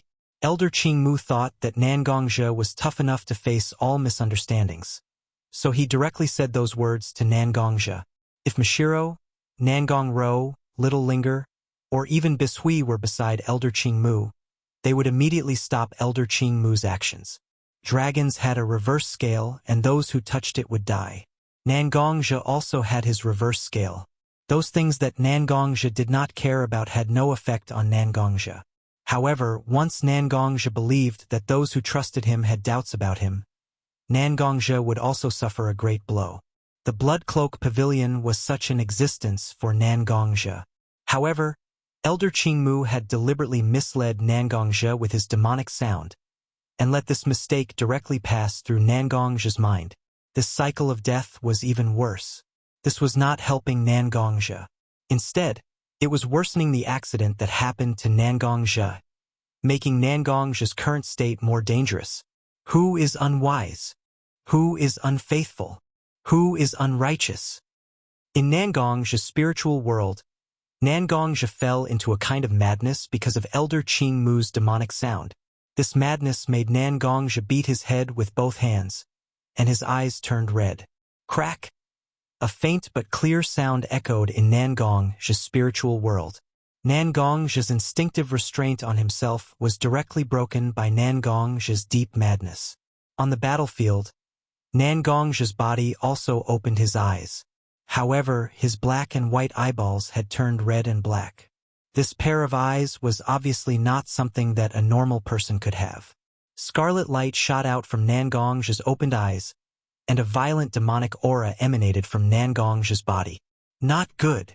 Although Elder Qingmu didn't know how wrong he was, he could tell that Nangongzhe wasn't in a good state. On the contrary, it was extremely similar to the scene that Elder Qingmu had seen when an internal force cultivator turned into a demonic state. Seal. As soon as Elder Qingmu sensed that something was wrong, he directly stimulated all the internal force in his body and directly wrapped it around Nangongzhe's body. The internal force turned into small needles and pierced into Nangongzhe's major acupuncture points. Elder Qingmu was currently using his internal force to guide the violent power in Nangongzhe's body out of Nangongzhe's body. He hoped that this method would prevent the violent internal force from destroying Nangongzhe's body. At the same time, he also wanted to prevent Nangongzhe from turning into a demonic state and starting a crazy massacre. When Nangongzhe woke up, there was a big movement. The scarlet light emitted from his eyes directly condensed and rushed into the sky. On the battlefield, whether it was the disciples of the Bloodrobe Pavilion or the ninjas of the Ninja Allied Forces, they all saw the two beams of light and Nangongzhe's opened eyes. Seeing that Nangongzhe had woken up, the disciples of the Bloodrobe Pavilion were naturally happy. Although their leader didn't seem to be in a good state, at least their leader had opened his eyes and was exuding a terrifying aura. As long as he was still alive, there was still a chance. At this moment, the pressure in the hearts of the ninjas of the Ninja Allied Forces became even greater. After all, it was obvious that the Ninja Allied Forces were at a disadvantage in the battle between the Bloodcloth Pavilion and the Ninja Allied Forces. Once a powerhouse like Nangongzhe joined the battle, not to mention Nangongzhe's full strength, even if he only recovered half of his strength, it would be enough to kill the ninjas of the Ninja Allied Forces. With the morale rising, the Ninja Allied Forces were naturally suppressed even more fiercely. Even though Naruto had tried his best to protect the Ninja Allied Forces in the battle with Sasuke, a large number of ninjas of the Ninja Allied Forces were directly killed by the disciples of the Bloodrobe Pavilion. Because of the death of a large number of ninjas, the blood was directly thrown on the ground, and the smell of blood in the air became stronger. A large amount of the smell of blood was like gasoline, directly pouring into Nangongzhe's already unconscious mind. The scarlet light emitted from his eyes became even more dazzling. Nangongzhe's body also began to struggle madly under the situation where his acupoints were pierced by the inner strength. However, the more Elder Aoki restrained Nangongzhe with internal force, the more he understood how dangerous and terrifying Nangongzhe's situation was at this moment. He could only clench his teeth and use all the strength in his body to temporarily suppress Nangongzhe's movements. After the battle with the 6 Kage-level ninjas, Elder Aoki began to inject his internal force into Nangongzhe's body to stabilize Nangongzhe's injury. At this moment, because Nangongzhe suddenly turned into a demon, Elder Aoki also consumed a lot of his internal force. Even though Elder Aoki had cultivated for many years and his internal force was very strong, he couldn't withstand such consumption. At this moment, Elder Aoki's face also became pale. After checking the internal force in his body, Elder Aoki estimated that he could only keep Nangongzhe mobile for about 5 minutes. After this time, Nangongzhe would regain his freedom, and then no one would be able to restrict Nangongzhe's movements. Suddenly, A powerful force erupted from Nangong's body and began to directly attack Elder Aoki's internal force. This restriction once again shortened the time that Elder Aoki could restrain Nangongja. At the same time, it also allowed Nangongja to gain control of part of his body, such as his mouth. Murderous intent, sword energy, internal force, evil spirit, and various other abilities directly gathered in Nangong's mouth. A simple character directly burst out from Nangong's mouth, and a chill rose in the hearts of everyone on the battlefield. Kill!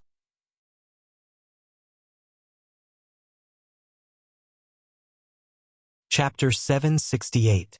When Nangongja uttered the word kill, the long-awaited Yama's shadow appeared behind Nangongja. The ferocious Yama stood quietly behind Nangongja. However, everyone who heard Nangongja's kill vaguely saw a king of hell standing in front of them and staring at them. It was as if he was judging what kind of sin they had committed and what kind of method they should use to make them pay for their sins. However, the Yama's shadow only flashed by. It was completely triggered by the killing intent in Nangongja's heart. Everyone only saw it for a brief moment. Without the support of Nangongja's power, it also disappeared. However, Elder Qingmu, who was the closest to Nangongja, was obviously more affected than the others. After all, Elder Qingmu was currently restraining Nangongja's movements against Nangongja's will. If it wasn't for the fact that Elder Qingmu didn't have any malicious intent towards Nangongja, it was very likely that Elder Qingmu would have been killed by the killing intent of the Yama's shadow when it appeared. Even so, Elder Qingmu's head became extremely dizzy at this moment. All the guilt that Elder Qingmu thought he had long forgotten surfaced in his mind. At this moment, Elder Qingmu was unable to concentrate on using his internal force to restrict Nangongja's movements. Just as Old Man Qingmu could no longer maintain his consciousness, a rather rough voice reverberated in Old Man Qingmu's mind. Suppress. It was just a simple word, but at this moment, it seemed to have received a response from heaven and earth. It directly suppressed all the chaos in Elder Qingmu's mind. Elder Qingmu opened his eyes and suddenly saw a stalwart man in a black cloak standing beside Nangongja. The man's hair and beard were fluttering, and he had a pair of round eyes. However, for some reason, this man's figure seemed somewhat illusory. I think you have probably guessed who I am. I am Black Lion Liang, the familiar beast of the Blood-Robed Pavilion's current leader. That's right, the man who suddenly appeared beside Nangongja and used a mantra to suppress the chaos in Elder Qingmu's mind was Black Lion Liang. In the previous battle, Nangongja had summoned Black Lion Liang to fight. However, there were many old, young, and women of the Blood-Robed Pavilion left behind by Nangongja in the Lion Clan Different Space. In order to maintain the stability of the Lion Clan Different Space, Black Lion Liang had directly returned to the Different Space to suppress it. Even now, Liang felt that Nangongja was not in a normal state through the lion head seal that he had established with Nangongja. He tried his best to force his will to descend upon Nangongja's side. Of course, Elder Qingmu of the Blood-Robed Pavilion greets the sacred beast. When Black Lion Liang heard Elder Qingmu calling him a sacred beast, he was shocked. However, the shock only lasted for a moment before it was suppressed. Although his relationship with the Blood-Robed Pavilion was not well known, there must be some records in the ancient books of the Blood-Robed Pavilion. He had never deliberately hidden his identity, so it was not impossible for an old man like Elder Qingmu to know his past identity. It's all in the past, so let's not talk about it. Right now, I'm just Nangong's familiar beast. I'm just fighting alongside him. The reason why I'm here isn't because of anything else. I'm here to solve the complicated situation Nangongja is in. Do whatever I say. Otherwise, Nangongja might really turn into a demon and never be able to recover. Elder Qingmu nodded in response. Perhaps the young juniors weren't aware of the identity of Liang, who called himself a familiar beast. However, Elder Qingmu, who had read all the ancient books in the Blood-Robed Pavilion, knew that Liang was the one who fought alongside the Blood-Robed Pavilion's ancestor. Liang naturally wouldn't harm the Blood-Robed Pavilion, the faction created by the Banishment Pavilion, nor would he harm Nangongja, the successor of the Banishment Pavilion. Please enlighten me, Your Excellency Li Yang. I will do my best to fulfill your request. Li Yang nodded slowly. After all, Qing Mu had been very steady and calm ever since Li Yang appeared. Even though Nangongzhe was in a critical situation, Qing Mu didn't lose his composure. Therefore, Li Yang wasn't worried about Qing Mu's ability to execute Li Yang's orders perfectly. Instead, Li Yang glanced at the calamity sword beside Nangongzhe and sent a portion of his mental strength into the sword to communicate with the sword spirit. Continue to condense your internal strength into needles and pierce the acupoints with your internal strength. Do you understand? Li Yang didn't care whether Qing Mu responded to her question or not. Instead, she continued to spew out the names of the acupuncture points and the depth of the stab like a cannonball at Qing Mu. Foot, Taiyang, bladder, meridian, spleen, acupoint. 1 Cun 3 Fun. Stomach, meridian, foot, 3 Li acupoint. 2 Cun 1 Fun. Ren, meridian, Shanzhong acupoint. 1 Fin 2 Cun. 9 acupoints were listed in a row, and the depth of the needles was precisely specified. This greatly increased the difficulty of Elder Qing Mu's acupuncture. His pale face became even paler. Even his hair seemed to have dried up due to the great exhaustion of his spirit and body.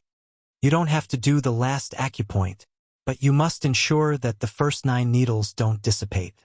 Li Yang didn't know if it was because she saw that Qing Mu had consumed too much energy and was afraid that Qing Mu's treatment would fail because of her weakness, or because she didn't intend to let Qing Mu proceed with the last step. She directly asked Qing Mu to stop the acupuncture and stand aside to rest. Aoki had a lot of trust in Li Yang. Since Li Yang asked him to stand aside, he immediately sat down and began to recover the large amount of internal energy in his body.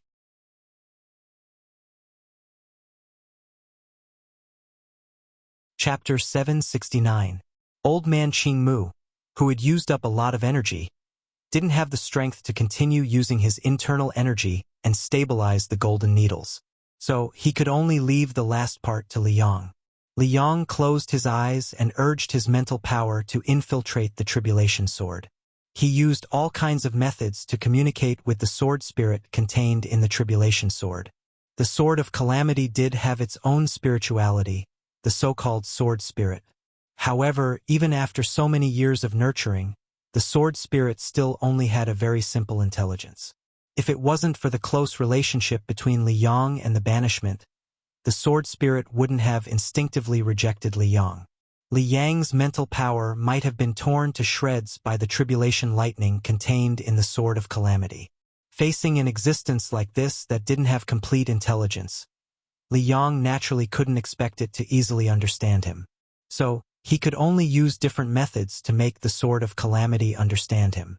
Under Li Yang's constant persuasion, the sword of calamity's spirituality was stimulated. The body of the sword of calamity trembled like a child who was paralyzed on the ground and wanted to use its small arms and legs to stand up. It seemed a little clumsy, but it was exceptionally patient. That's right, sword of calamity. Just like that, he slowly controlled his body to stand upright. Then, he floated in the air and listened to my commands. Only by following my instructions will your master be able to regain his consciousness and not become a puppet controlled by his own evil thoughts.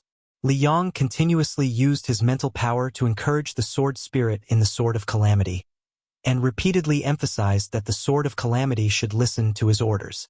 As a sword spirit, although its intelligence wasn't complete, it was because its intelligence was relatively weak that it was more sensitive to other people's mental fluctuations.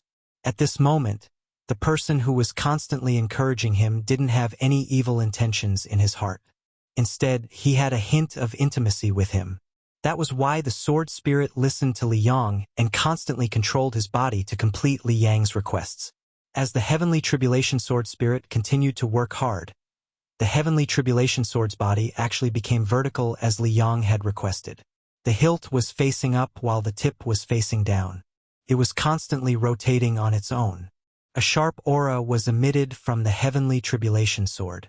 Now, float 1 foot above the ground and aim 1.5 inches below your master's navel. Li Yang's order came again. The sword of calamity didn't know where the tip of its sword was aiming at. 1.5 inches below the navel wasn't an unimportant acupuncture point. Instead, it was an acupuncture point that was close to the foundation of internal strength cultivators, the sea of breath point. A large amount of internal strength was accumulated in such an acupuncture point. Internal strength cultivators relied on expanding the capacity of the sea of breath point and widening the width of their meridians to increase their strength. Now, Li Yang had the sword spirit of calamity directly aim at the Qihai acupoint, which was the foundation of internal energy cultivators. Qing Mu, who was meditating beside Nangongzhe, immediately stopped meditating. He immediately jumped up from his meditating position and reached out his hand to grab the sword spirit of calamity. He wanted to stop the sword spirit of calamity from piercing such an important acupoint. He wanted to ask Li Yang what he was thinking to do such a thing. At this moment, Li Yang's eyes were fixed on Nangongzhe's sea of breath point. No one knew what he was thinking or calculating. He ignored Qing Mu's attempt to grab the sword of calamity with his own hand. The sword of calamity had its own consciousness, the sword of calamity's spirit. Anyone who wanted to touch the sword of calamity would be attacked by the sword of calamity's thunder of calamity under the control of the sword of calamity's spirit. Qing Mu naturally reached out to grab the hilt of the sword of calamity, so he bore the brunt of the powerful thunder rushing into his body. Lightning itself had a powerful paralyzing and invasive property. At this moment, old man Qing Mu had already entered a state of extreme exhaustion due to his various actions. Under the effects of the lightning's paralysis and his own exhaustion, old man Qing Mu fell into a coma. Only his hand, which was holding onto the hilt of the heavenly tribulation sword, seemed to be tightly holding onto the sword due to the stimulation of the lightning. Now, Li Yang's eyes, which had been empty and lifeless, suddenly shone brightly. Because the heavenly tribulation sword had suddenly released the heavenly punishment lightning because of old man Qing Mu's actions, Nangongzhe's internal energy, which had a certain degree of affinity with the heavenly punishment lightning, was affected by it and began to boil. Li Yang also stared at this moment. He directly sent his mental power into the heaven's calamity sword and poured all the energy he used to maintain the phantom into the heaven's calamity sword. He issued a final command to the heaven's calamity sword spirit. Stab here a little. The sword of calamity's spirit immediately executed the order and stabbed Nangongzhe's sea of breath point after receiving Li Yang's order. Li Yang disappeared due to the exhaustion of energy. Qing Mu couldn't speak because he had fallen into a coma. The sword of calamity didn't have complete intelligence, so it naturally had a way to speak. However, at this moment, a sharp female voice suddenly rang out on the battlefield. Qing Mu, you old bastard! How dare you! At this moment, Qing Mu's posture was too misleading. His hand was tightly holding the sword of calamity, and his face was lowered so that no one could see his expression. The sword was already stabbed into Nangongzhe's abdomen, and the wound was still bleeding.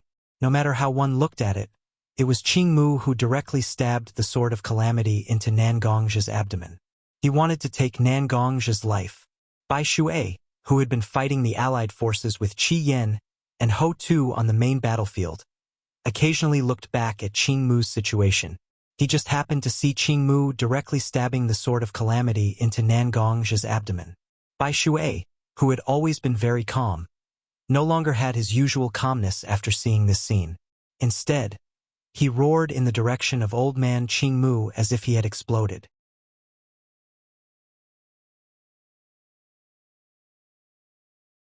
Chapter 770. Bai Shui's roar attracted the attention of all the disciples of the Bloodcloth Pavilion and the ninjas of the Ninja Alliance to Old Man Aoki. Almost everyone saw the scene of Old Man Aoki directly stabbing the tribulation sword into Nangongzhe's body. Everyone was shocked speechless by this scene. After all, Old Man Aoki could be said to be a model of virtue and prestige in the Bloodcloth Pavilion. At this moment, he actually stabbed his own head with a long sword. However, just when everyone was surprised, Nangongzhe, who was lying on the ground and seemingly unable to move, suddenly stretched out a hand and grabbed the tribulation sword. The sharp tribulation sword was tightly held by Nangongzhe, but it didn't cut Nangongzhe's hand. Instead, it seemed to be very excited and trembled slightly. Okay, calm down a little. I'm still injured here. If you move around, it won't be so easy to recover. Nangong's slightly weak but exceptionally gentle voice directly transmitted to everyone's ears. Bai Shui, who was slowly filled with anger, heard Nangong's voice at this moment, and her anger turned into drops of tears that directly overflowed from her eyes. After hearing Nangong's words, the Tribulation Sword seemed to be afraid that its movement would worsen Nangong's injury, so it also quieted down. Nangong's gently placed his hand on Old Man Qingmu's hand, which was gripping the hilt of the Calamity Sword because of his tight muscles. A thick stream of internal force was transmitted into Old Man Qingmu's body just like that, making Old Man Qingmu's nerves, which had been tense due to the passage of lightning, relax. Old Man Aoki's muscles suddenly relaxed, and his entire body collapsed to the ground because of the lack of support.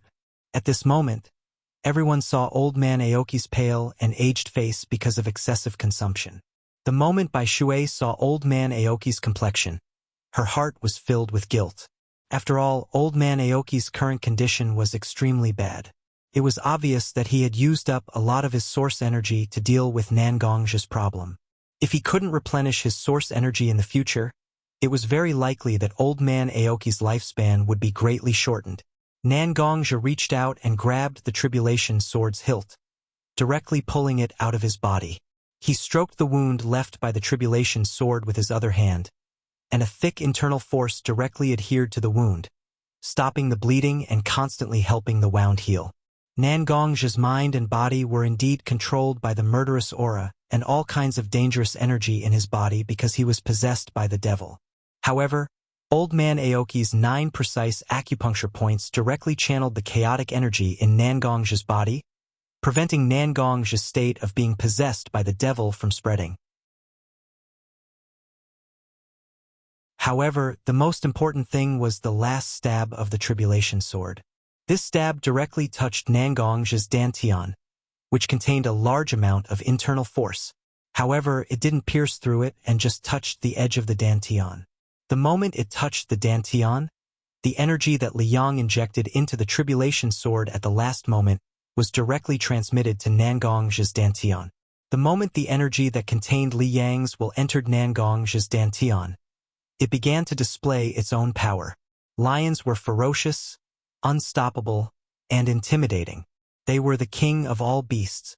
Liang, as the black lion among lions, was able to display the unique characteristics of a lion to the extreme, such as bravery and deterrence. Liang's power had the special ability to suppress evil spirits. Being possessed by the devil was a phenomenon that occurred when the power in one's body lost control and stimulated the ferocious nature in one's body. When Liang's power entered Nangong's body, it immediately formed a powerful force with internal force and began to fight the evil spirit in Nangong's body. Although both sides consumed some energy in the process, the evil spirit in Nangong's body was successfully suppressed. This could be seen from Nangong's eyes that had returned to normal. After the evil spirit in his body was suppressed, Nangong's will also directly awakened. Nangong glanced at Old Man Qingmu who had fallen to the ground. He didn't put on any airs and directly went to Old Man Qingmu's side to help him up. Then, he beckoned a disciple of the Blood Cloak Pavilion and handed Old Man Qingmu to him.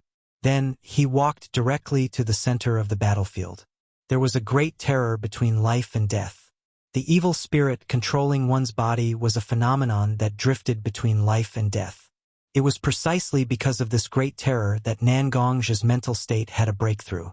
At Nangong's level, the accumulation of internal force was not so important. Every breakthrough in mental state could bring about the greatest benefits to a person. Nangong slowly walked to the center of the battlefield step by step. The momentum on his body also became stronger and stronger. Nangong's sword domain was opened little by little. The sword domain's auxiliary ability was greater than its offensive ability. At this moment, it had become extraordinarily powerful. Everyone who was wrapped in Nangong's sword domain felt an unstoppable powerful edge waiting for an opportunity to strike. Looking at the huge purple Susanoo floating in the sky, the 3 altar lords of the Blood Cloak Pavilion and the many disciples of the Blood Cloak Pavilion who were constantly fighting with the allied forces. Nangongzhi directly said to everyone, "Everyone, stop attacking now." Although it was not so clear why Nangongzhi issued such an order, many ninjas of the Blood Cloak Pavilion had a kind of instinctive obedience to Nangongzhi. The moment they heard Nangongzhi's order, they immediately stopped attacking. Even if the opposite ninja may be stabbing towards them at this moment, the disciples of the Blood Cloak Pavilion still directly withdrew the weapons in their hands. Of course, Nangongzhi couldn't let the people on his side stop attacking without any precaution. Almost at the moment when Nangongzhi issued the order to stop attacking, the powerful sword domain around Nangongzhi's body was directly released, enveloping everyone on the battlefield. The ninjas of the allied forces were directly surrounded by the sword chi derived from the sword domain. Once they made the slightest move to attack, they would be directly strangled by the sword chi.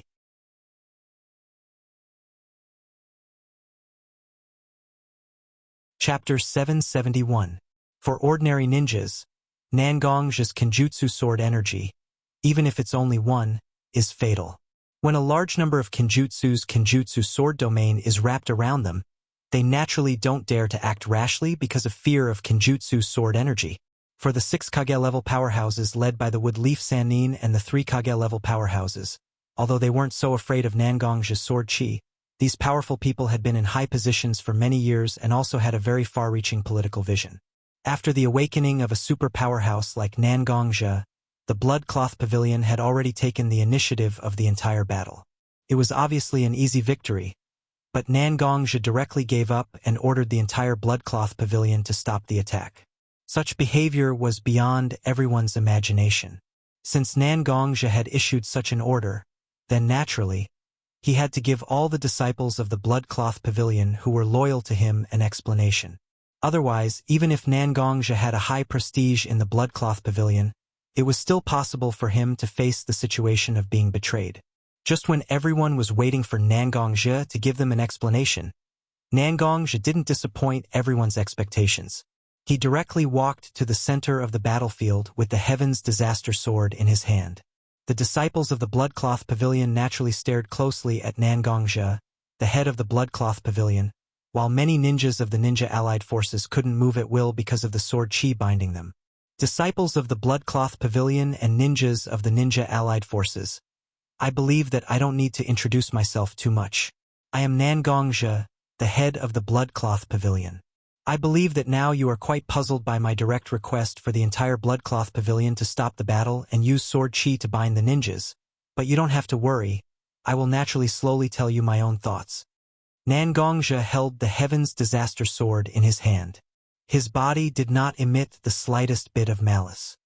He only used a pair of indifferent eyes to look at the ninja allied army and the Blood Cloth Pavilion who were participating in the battle. His eyes were slowly filled with an inexplicable compassion. At this moment, Nangongzhi did not hide the emotions in his eyes. Instead, everyone could see that his eyes were gradually becoming more compassionate. Originally, the reason why I took the disciples of the Blood Cloak Pavilion to fight against the Ninja Coalition army was very simple. Our Blood Garment Pavilion's development has reached a bottleneck. This kind of peace does not only come from the Blood Garment Pavilion's internal problems, but also from the external environment. Although the ninja world isn't small, it's not that big either.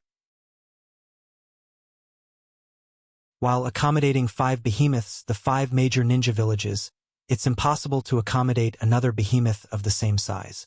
Nangongzhi's eyes swept over the 3 Kages, Gara, Mei, and A, who were standing in the ninja allied army. After being met by Nangongzhi's eyes, the 3 Kages also couldn't help but show some approval. As the Kages of the ninja villages, no one knows better than them that such a big cake like the ninja world is not so big. Otherwise, there wouldn't be a ninja world war for various reasons. I don't just represent myself. From the moment I wore the blood-red robes and held the heavenly calamity sword in my hand as the head of the Blood Garment Pavilion, I didn't just represent myself. I also represented countless disciples of the Blood Garment Pavilion. Not only for myself, but also for the thousands of disciples of the Blood Cloak Pavilion. I have no choice but to fight and fight for more benefits for them. Even if it goes against my own will, I will not hesitate. Perhaps the ninjas of the Ninja Allied Forces didn't know how much Nangongja had done for the Bloodcloth Pavilion, but the disciples of the Bloodcloth Pavilion were very clear about how much Nangongja had done for the Bloodcloth Pavilion. If it wasn't for Nangongja's contributions to the Bloodcloth Pavilion over the years, even if the Bloodcloth Pavilion was an organization with great potential, it would be impossible for it to develop so quickly. So after hearing Nangongja's words, many disciples of the Bloodcloth Pavilion couldn't help but be moved. Maybe you don't know why I fainted just now. It's not because of any physical damage, but because I heard some words of the fourth Hokage Wave Watergate. Touched my own will. I began to think deeply about whether I should stick to my own will or give up part of my will for the sake of the disciples of the Bloodcloth Pavilion. To be honest, even now, I haven't found a perfect answer to this question, because whether it's public interest or selfishness, it's a part of my mood. If I can't face and accept such a mood, then I'm really irresponsible to myself. Ninjas pursue the ninja path that they set for themselves. Such a so-called ninja path is a path that guides them forward and makes them stronger. Once they violate their own ninja path, then there will be no room for further progress, and they will directly block their own path of becoming stronger. For internal force cultivators, what they seek is their own heart. Internal force cultivators' practice is a kind of practice that constantly develops their body and spirit with the help of the forces of nature. Therefore, in such a process, when facing a substantial imbalance in the development of their physical and spiritual abilities, the so-called heart devil will appear, that is, the power that is difficult to control will disturb their mind. Therefore, in the process of internal force cultivators' practice, what they need to adhere to is their own heart. Once they violate their own heart, they will directly be disturbed by the heart devil, and their strength will be damaged, and in the worst case, they will die. Nangongja didn't hide anything. Instead, he directly told what happened to him. Hearing that Nangongja fell into such a dangerous situation because of his own heart and the needs of the Bloodcloth Pavilion, the disciples of the Bloodcloth Pavilion couldn't help but feel ashamed in their hearts. After all, it was their incompetence that caused Nangongja to fall into such a dangerous situation. After hearing Nangongja's words, the ninjas of the Ninja Allied Forces also resonated with Nangongja's love for the Bloodcloth Pavilion and his restraint of his emotions. After all, as a ninja, almost every ninja has more or less experienced such a situation where their own heart and the interests of the ninja village conflict. Since they have similar experiences, they naturally have similar resonance.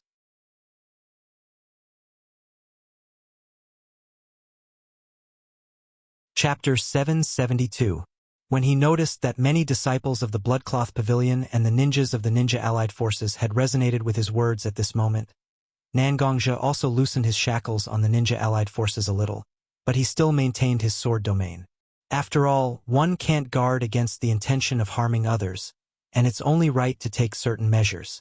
After being a ninja for a long time, Nangongja knew better than anyone how cheap the so-called feelings of a ninja are and how they can be directly discarded at any time. But when I have been entangled in how to deal with my selfishness and fairness, I suddenly found that when I triggered such a war involving many disciples of the Bloodcloth Pavilion and the ninjas of the Ninja Allied Forces, the so-called selfishness and fairness have already been intertwined. How can I talk about whether it's purely for the Bloodcloth Pavilion or for myself? After saying that, Nangongja couldn't help but look down at the sword in his hand. There seemed to be scarlet blood left in the cracks of the sword because of all the years of killing. His eyes were full of helplessness and contempt for himself.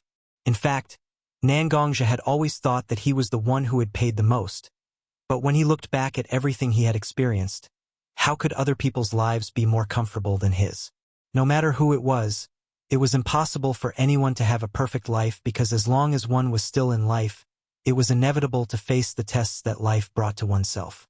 Perhaps such tests were different for everyone, but each of these tests undoubtedly brought about endless troubles for people.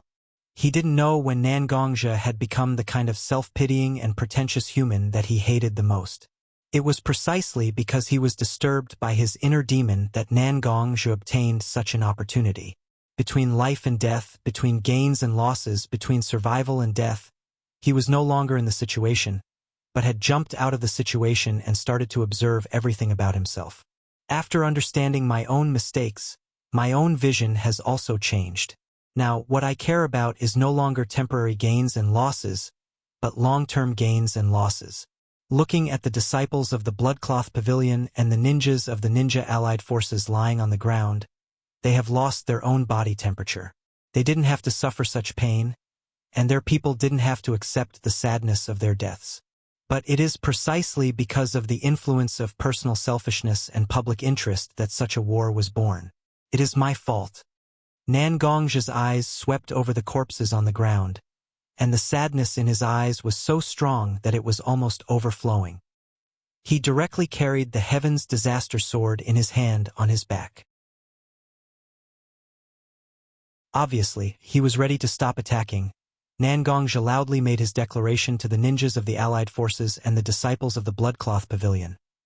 From now on, the Bloodcloth Pavilion, for the sake of eternal peace and no longer spread sorrow to the ninja world, I will apply to the Allied Ninja Allied Forces to stop the war and negotiate peace. I ask the person in charge of the Allied Ninja Allied Forces to give me an answer after the negotiation. Although when Nangong began to restrict the attacks of the disciples of the Bloodcloth Pavilion, everyone knew that it was very likely that the Bloodcloth Pavilion would not continue to fight with the Allied Ninja Allied Forces. But when Nangong really announced such a decision, the ninjas of the Allied Ninja Allied Forces couldn't help but breathe a sigh of relief. After all, the strength of the current battlefield was too obvious. If the battle between the two sides really continued, then there was a 30% chance that the Allied Ninja Allied Forces and the Bloodcloth Pavilion would both suffer, and a 70% chance that the Allied Ninja Allied Forces would be directly destroyed while the Bloodcloth Pavilion would suffer relatively serious damage. Now, although the Allied Ninja Allied Forces didn't care much about Nangong's inconsistency and reluctantly attributed the reason to his own understanding of the stream of consciousness. After all, now it was enough to stop the war and give the Allied Ninja Allied Forces a chance to continue to survive. Whether Nangong's reason was sufficient or not was not worth the Allied Ninja Allied Forces to consider. It was better to let the disciples of the Bloodcloth Pavilion, as well as the Five-Element Altar Master, and Nangong have an in-depth discussion. Disciples of the Bloodcloth Pavilion, now listen to my order to gather and retreat 5 miles to show the Allied Ninja Allied Forces our determination to negotiate. After making his declaration of truce, Nangong didn't wait for the Allied Ninja Allied Forces to respond to his declaration. He directly ordered the disciples of the Bloodcloth Pavilion to leave the battlefield and set up camp. Although Nangong's words just now combined with the impression many disciples of the Bloodcloth Pavilion had of Nangong, and reluctantly made the disciples of the Bloodcloth Pavilion accept Nangong's words, but as the higher-ups of the Bloodcloth Pavilion, the 4 altar masters here wouldn't accept Nangong's words so easily. After all, the losses of the Bloodcloth Pavilion here were too great. If they directly retreat now, the losses of this battle would be too great. Moreover, this time, the Bloodcloak Pavilion and the 5 great shinobi villages have completely shed all pretense of cordiality. Although the 5 great shinobi villages don't have enough power to deal with the Bloodcloak Pavilion due to many limitations in strength, but as long as the Bloodcloak Pavilion still exists in the shinobi world, it will definitely become a stubborn bone in the throat of the 5 great shinobi villages. As long as they accumulate enough power in their hands, the shinobi allied forces will definitely directly destroy the Bloodcloak Pavilion with a thunderous force. It can be said that even if they used up the last strength in their hands now, it would be much better than negotiating with the Allied Ninja Allied Forces. Currently, the Bloodcloth Pavilion had a clear advantage. Once the ninjas of the Allied Ninja Allied Forces were given too much time to recover their strength, then this battle would become even more difficult to fight.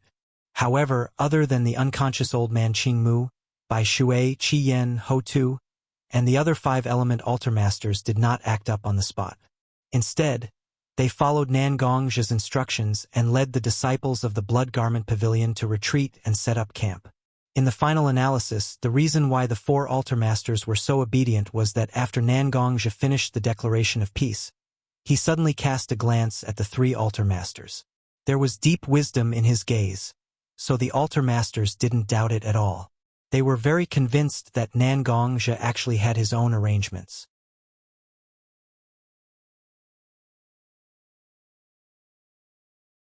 Chapter 773. Seeing that the disciples of the Bloodcloth Pavilion actually retreated directly, abandoning the victory that they had won with so much blood and sacrifice, even the ninjas of the ninja allied forces couldn't believe it at this moment. They could only look at the remaining 6 Kage-level ninjas in the ninja allied forces and Uzumaki Naruto, who had just saved everyone. Although Naruto has made a lot of progress over the years, Naruto's growth was mostly focused on combat. Such a large-scale battle and the treachery between people were still a little strange to Naruto, so at this time, the ones who really had the right to speak were the Wood Leaf Sannin and the 3 Kage-level ninjas. No matter what these people from the Blood Garment Pavilion are planning, their retreat is not bad for us. At the very least, we have obtained a chance to regroup. Now that we have obtained such an opportunity, we must not be overly cautious and waste it. Instead of thinking about it and trying to figure out what the people from the Bloodcloth Pavilion are thinking, it is better to focus on recovering our strength and do our best to gather our strength in preparation to continue confronting the people from the Bloodcloth Pavilion. As long as we have enough strength in our hands, regardless of whether it is a life and death battle or a genuine peace negotiation, we will naturally have more leverage in our hands. Looking at the hesitant eyes of the people, as the only woman of the 3 Kage-level ninjas, Mei, the 4th generation Mizukage, spoke her thoughts to the others present. As a woman, Mei's mind was more delicate than a man's, but as a ninja village ninja, she was very decisive. The two different characteristics of delicacy and decisiveness were perfectly integrated in Mei's body at this moment, and her suggestion to everyone was naturally supported by most of them. After all, no one thought that they were smart enough to directly guess what a very smart person like Nangongja was planning. Since there was no way to predict Nangongja's actions with 100% probability, then it was better not to predict. Now, they focused on recovering their strength and began to draw a part of their strength from their respective ninja villages to concentrate their strength against the many powerful internal energy cultivators of the Bloodcloth Pavilion. After confirming that all the disciples of the Bloodcloth Pavilion had evacuated to a safe position, Nangongja also left the field of vision of the ninja allied forces to catch up with the disciples of the Bloodcloth Pavilion. Just now, Nangongja issued the order for the whole army to retreat 5 miles. But in fact, many ninjas of the Bloodcloth Pavilion stopped under Nangongja's order and were waiting for orders. At this moment, Old Man Aoki has recovered his consciousness, and Nangongja personally helped him to the main tent. In the main tent, Bishui, Akame, and Hutu have been waiting for a long time. When they saw Nangongja directly help Old Man Aoki to the main tent, they naturally knew what to do and directly found a chair for Old Man Aoki to sit on.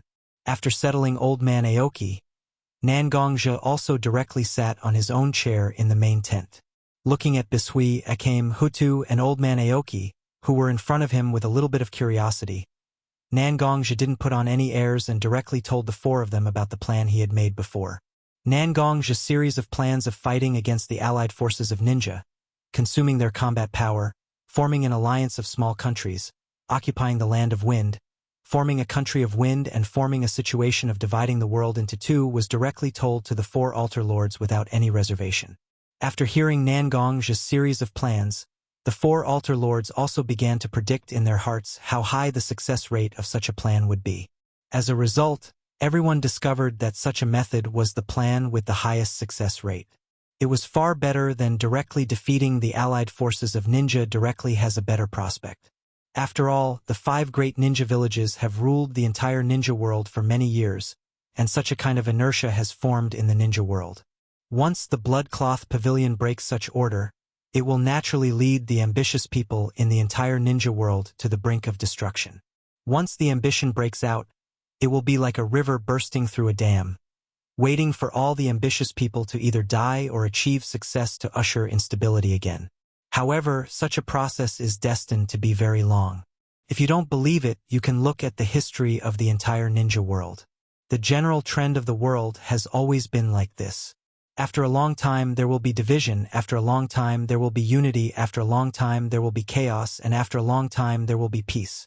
However, what the Bloodcloth Pavilion needs is not a chaotic world, but a relatively stable world for them to slowly develop their strength. If they want to develop themselves, simply building a car behind closed doors is not a good choice. On the contrary, The existence of a ninja with a certain degree of threat can really stimulate the sense of crisis in everyone's heart, so that no one can slack off in the slightest. After all, any slack will directly lead to the death of everyone. However, such a plan still has its own problems. First of all, such a plan must be limited to a very small area, or even only one person knows about it. Second, such a plan can only be carried out by Nangongzhi alone. After all, in the entire Bloodcloth Pavilion, only Nangongzhi has the prestige to make everyone willingly obey him. Just like in the battlefield just now, because Nangongzhi accidentally fell into a coma, such a plan was directly scrapped by half. Now, it has increased a lot of difficulty to make up for it. Supreme Sama, we are already clear about your plan. Although it is quite late now, I believe that since you will tell us your plan now, you must think that you have a certain plan in your heart. And directly giving up the victory of the battlefield, you must have your own plan, so no matter what kind of plan you have, we will directly obey your orders. We have 100% trust in you. Looking at Nangongzhi, Aoki, who was already very weak, directly said such a long sentence. At this moment, the other 5 elements altar lords of the Bloodcloth Pavilion looked at Nangongzhi with full of trust in their eyes. Such a feeling of being trusted made Nangongzhi's heart extremely warm at this moment.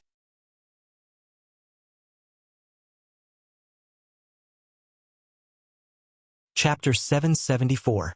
Looking at the 4-5 elements altar lords standing in front of him, Nangongzhi was also very emotional. After all, in the ninja world, how many people can trust him so unconditionally like these 5 elements altar lords? Nangongzhi clapped his hands, and Uchiha Sasuke also directly walked out from behind a curtain in the big tent. Seeing Uchiha Sasuke walking out like this, although the eyes of the 4-5 elements altar lords were quite surprised, there was not much rejection. After all, although Uchiha Sasuke once had the identity of a ninja, Uchiha Sasuke was also the disciple of Bloodcloth Pavilion's chief, Nangongzhi. In the battle just now, Uchiha Sasuke personally killed many ninjas of the ninja allied forces and completely broke with the 5 major ninja villages, so at this moment, it was not difficult to understand that Uchiha Sasuke directly walked out. Although there was no way for my plan to be smoothly implemented before due to various reasons, I have been preparing for such a plan for a long time. The small countries themselves have also gathered enough strength. We must not give up such a force easily. Looking at the 4-5 elements altar lords and Uchiha Sasuke standing in front of him, Nangongzhi's eyes flashed with a trace of light, and then he said to them, "The plan I made before actually still has room for implementation.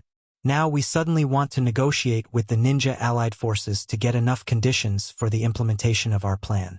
I think now we can divide the personnel inside Bloodcloth Pavilion into 3 parts, 2 big and 1 small.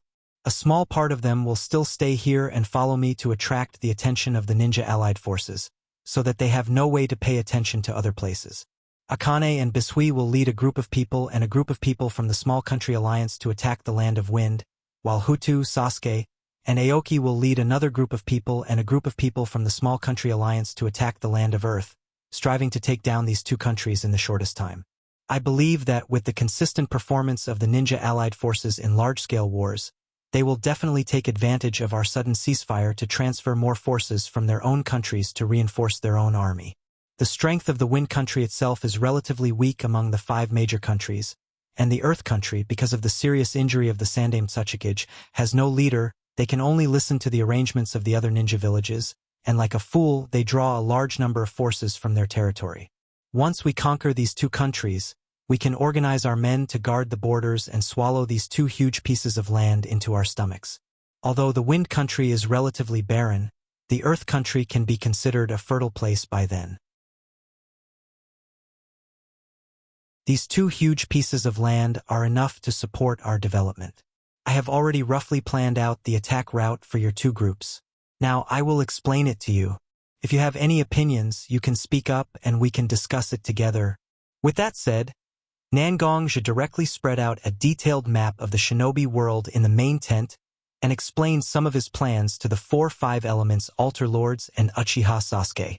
In the main tent of the ninja allied forces, Orochimaru, Jiraiya, and Uzumaki Naruto representing Wood Leaf, Terumi Mei representing Mist, A representing Cloud, Gara representing Sunagakure, and Inoki's son Kitsuchi and granddaughter Kuratsuchi representing Rock Village. A total of 8 people sat directly at a round table and discussed what kind of countermeasures the ninja allied forces should take to deal with the Blood Cloak Pavilion. Since the Blood Cloak Pavilion has proposed such a request, and the Blood Cloak Pavilion leader Nangong's speech on the battlefield seems to be really emotional, is it really possible for us to negotiate? Facing the long silence of everyone, the relatively younger Kuratsuchi from Iwagakure was the first to speak. Hearing Kuratsuchi's childish speech, except for Naruto who seemed to have some consideration, everyone didn't take it seriously. However, Kuratsuchi's status was very special. She was the granddaughter of Inoki, the Tsuchikage. After all, the current ninja allied forces was composed of the 5 major ninja villages, and there was no specific leader. Therefore, for Kuratsuchi, who represented Rock Village at this moment, no one knew how much they despised her childish thoughts. After all, this Nangongja of the Blood Cloak Pavilion is a ninja from Woodleaf Village. I don't know what Woodleaf Village knows about such an existence. Cloud Village's Raikage directly asked the 3 people from Woodleaf Village. After all, Nangongja's title of Ninja Yama was made during the Battle of Woodleaf Village. Since he was a ninja from Woodleaf Village, I definitely didn't believe that Woodleaf Village didn't know enough about such a person. And maybe because he was a little impatient at the moment, although Raikage's words sounded polite, his tone was inevitably a bit aggressive. Listening to A's question, even Jiraiya, who was famous for his good temper, felt a bit uncomfortable at the moment, let alone Uzumaki Naruto, who was very impatient. Raikage-sama, I don't know what you mean by this. Almost trying his best to suppress his temper, Naruto pressed his hand on the table, and his whole body slightly leaned in the direction of Raikage, obviously very excited. Orochimaru glanced at the very excited Naruto and didn't want to dissuade Naruto. He just looked at A with his slightly gloomy eyes and said to A, Yandere Raikage, although Nangongja used to be a ninja of Woodleaf Village, this person was very mature when he was a teenager. Although he didn't do things flawlessly, he left very few flaws. It's not realistic to say that our Woodleaf Village didn't investigate any information about Nangongja over the years. But this information involves the strong person beyond the Kage level, and it needs to be checked by the Hokage himself. Naturally, we have no way to access such information. Now, the most powerful medical ninja of our Woodleaf Village is rushing to the battlefield under our deployment, and at the same time, they will treat the injured ninjas in the many ninja coalition forces.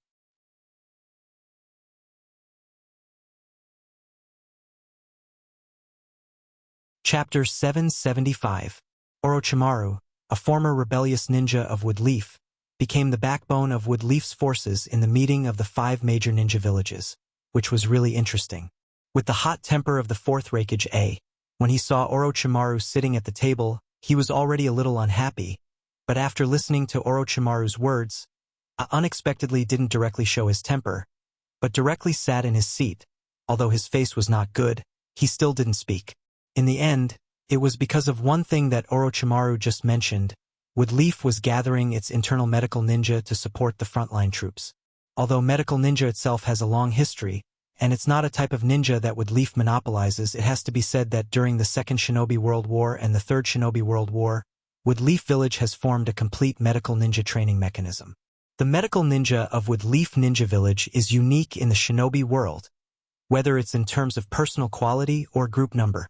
Woodleaf can bring such a group of treasures directly to the battlefield at this moment is already a move beyond everyone's expectations. Or in other words, this is already a good behavior of Woodleaf. I himself has no special malice towards Woodleaf. The reason why he put pressure on Woodleaf Ninja Village is actually to make Woodleaf do more to support such a battle, and now it's obvious that Woodleaf has shown enough sincerity, so it naturally won't be so aggressive. The reason why A's face is not so good now is entirely because Orochimaru, a former rebellious ninja, seems to have been completely recruited by Woodleaf and began to do his best for Woodleaf. Such a genius who doesn't care about the means returned to Woodleaf, naturally it will greatly increase the strength of Woodleaf, which is not a good thing for other ninja villages. After seeing that Woodleaf Village has shown enough sincerity, the other 2 Kages of Cloud and Mist villages were not to be outdone, and naturally they were not to be outdone, and they said that they will draw a part of their strength from their own ninja village to join the frontline battlefield. The number of reinforcements mentioned by Terumi Mei and AI was very amazing. It seemed like they were staking everything on this one bet. Looking at with Leaf, Mist, and Cloud Village, Gaara as the Kazekage, Kuratsuchi, and Kitsuchi as the representatives of Iwagakure also had a good eyesight at this moment. After all, the current behavior of Wood Leaf, Mist, and Cloud Village is also a kind of behavior to show their muscles to a certain extent. If they retreat at this time, it is likely that after the war, they will be constantly exploited by everyone. Don't look at how everyone is cooperating with each other and fighting together. Once the common enemy of these comrades disappears, these comrades will directly turn from hounds to hungry wolves and pounce on their flesh and blood.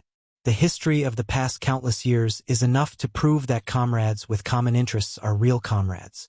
Once the common interests are lost, the so-called comrades will become out-and-out thieves.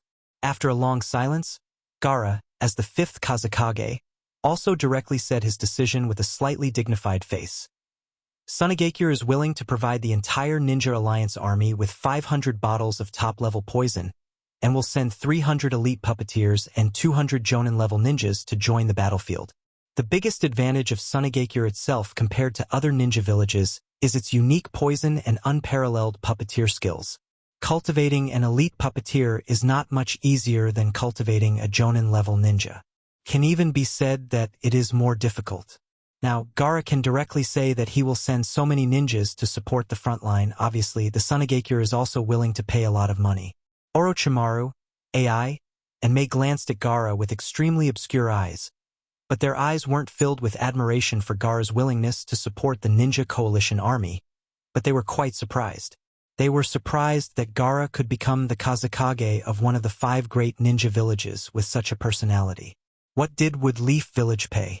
Although Orochimaru claims to be the strongest medical ninja unit, medical ninjas are very rare.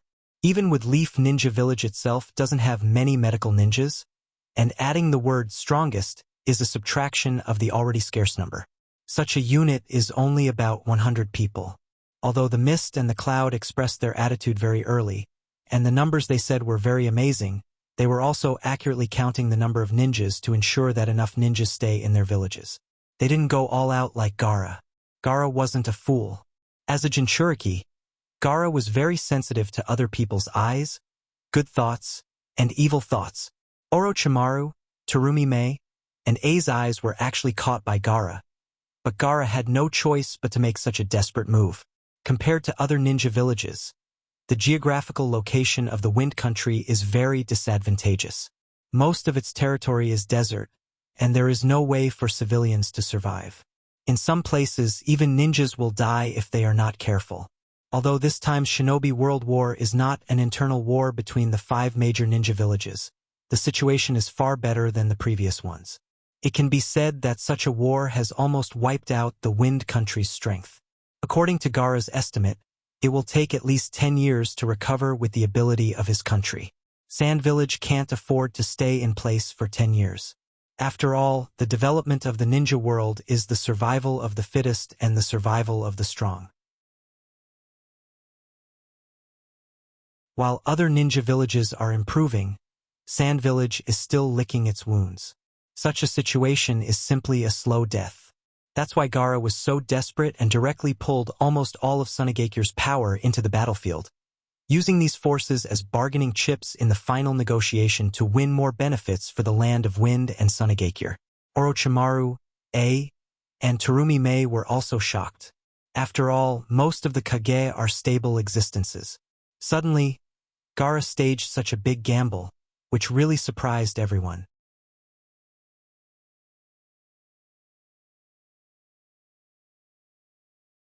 Chapter 776. Gaara's method surprised Orochimaru, Mei, and A, but it also added a lot of pressure to Kitsuchi and Kuratsuchi, who had been hesitating. Sandei Minoki of the Rock Village was still in a coma, so there was no one in the Rock Village who could make the decision at this moment. They could only push out Kitsuchi and Kuratsuchi, who had good prestige and strength, to represent the entire Rock Village. Everyone present was very familiar with Inoki because Inoki himself could be said to be an old man. His words and actions were almost watertight. When it came to his own interests, he was very difficult to deal with. But relatively speaking, Kitsuchi and Kuratsuchi, who were sitting here now, didn't understand the roundabout gullies in the hearts of these high-ranking people. Instead, they directly understood the meaning of everyone's words. Looking at the 4 other villages, except for the rock village, at this moment, the hearts of Kitsuchi and Kuratsuchi became heavier and heavier. Although they weren't so good at scheming against people, as relatives of Inoki, Kuratsuchi and Kuratsuchi naturally knew the current situation of the rock village. If they want to keep up with the number of support, the rock village will definitely face great danger. Such a difficult decision wasn't something that Kuratsuchi and Kuratsuchi could make. While Kuratsuchi and Kuratsuchi were still struggling in their hearts, the people of the other 4 villages also looked at Kuratsuchi and Kuratsuchi, as if they were waiting for how much support the rock village would give to the front line. At this moment, everyone's eyes seemed to be directly pressing on Kuratsuchi and Kuratsuchi's hearts, making it more difficult for them to make their own decision. The 2 of you don't need to worry, after all, the 2 of you are not the official Tsuchikage of the rock village. The decision we make now is likely to be a decision that will affect the future of our village. Please don't be too anxious. As long as you think carefully and make a decision, we will be here patiently waiting for the 2 of you to make a decision. After seeing the hesitation of Kuratsuchi and Kuratsuchi, Terumi Mei, as the Mizukage, directly persuaded the father and daughter. When she spoke, she was extremely gentle, as if she wanted to use this method to calm the 2 of them down a little. That's right, anyway, we have already decided what kind of price we should pay before coming here, and the order has already been issued to our own villages. Even if the rock village can send people here, it's just icing on the cake. It's naturally better to have them, but it's not a big deal if they don't come. Immediately after Terumi Mei's voice fell, Orochimaru's slightly gloomy voice directly passed into everyone's ears. After hearing his words, Kuratsuchi and Kuratsuchi's eyes turned red, but there was no way for them to refute. The words spoken by Terumi Mei and Orochimaru made people feel relieved and angry. The tension and relaxation were quite coordinated. At this moment, the shame and anger in the hearts of the father and daughter, Kuratsuchi and Kitsuchi, were stimulated to the extreme. After all, their experience was too shallow, and the tacit words between Orochimaru and Terumi Mei directly pushed Kuratsuchi and Kuratsuchi to a situation where they had to make their own decision. The more anxious a person was to prove himself, the more fatal the decision he would make. When Kuratsuchi and Kuratsuchi sat together with red eyes, even if you don't deliberately listen to what the 2 of them were talking about, it was enough to guess that their mood at the moment must be very unstable. Finally, under the heavy gaze of everyone, Kuratsuchi and Kuratsuchi made their own decision with difficulty. The rock village is willing to send 100 elite Earth Release Ninjutsu Squad and 300 Jonin to support the battlefield. After saying such a sentence, Kuratsuchi and Kitsuchi directly left the main tent of the ninja allied forces with a bad look on their faces and went to the place where the ninjas of their villages gathered to pass on the orders they had just decided. Seeing the rock village's representative leaving without saying goodbye, the other shinobi villages also left one by one. Looking at the other shinobi villages leaving, Naruto said to Jiraiya, who was standing beside him, "That's right. Lascivious sage, it's obvious that everyone is working hard for victory. But in the end, why are they not on the same page? People often say that a wise man is great wisdom looks stupid. Perhaps Naruto is not a person with great wisdom, but the tense atmosphere in the main tent was still captured by Naruto. At this time, it should be the time to work together to fight against the blood-robed pavilion. But why did everyone start to plot against each other? Such a situation made Naruto feel very sad and puzzled at the same time. Naruto, in fact, even a person like me who has been in the ninja world for many years can't give you a perfect answer to the question you asked. Because the human heart is like the flow of a vast river. It changes everywhere and changes according to one's heart. Any small change may directly change a person's mind. Listening to Naruto's question, Jiraiya, who was very close to Naruto, naturally couldn't remain silent, and Jiraiya also hoped that Naruto could make progress. So he began to tell his thoughts to Naruto. Let's not talk about the future. Let's talk about why the ninja allied forces are fighting against each other at this moment. In fact, in the final analysis, it's because the blood-robed pavilion has shown a bit of fatigue. Although the blood-robed pavilion itself has a very outstanding Nangongja as its leader, the blood-robed pavilion itself has really shown itself in the ninja world for too short a time. Although we were at a disadvantage in the battle with the blood-robed pavilion, that's because the people of the 5 major ninja villages in the front line were already mentally tired and physically exhausted. When all our reinforcements arrived, how could the blood-robed pavilion, who only had a little advantage in the battle just now, resist? Since victory is not so far away, then everyone in a high position should naturally think about how to share the benefits brought by the war instead of fighting wholeheartedly.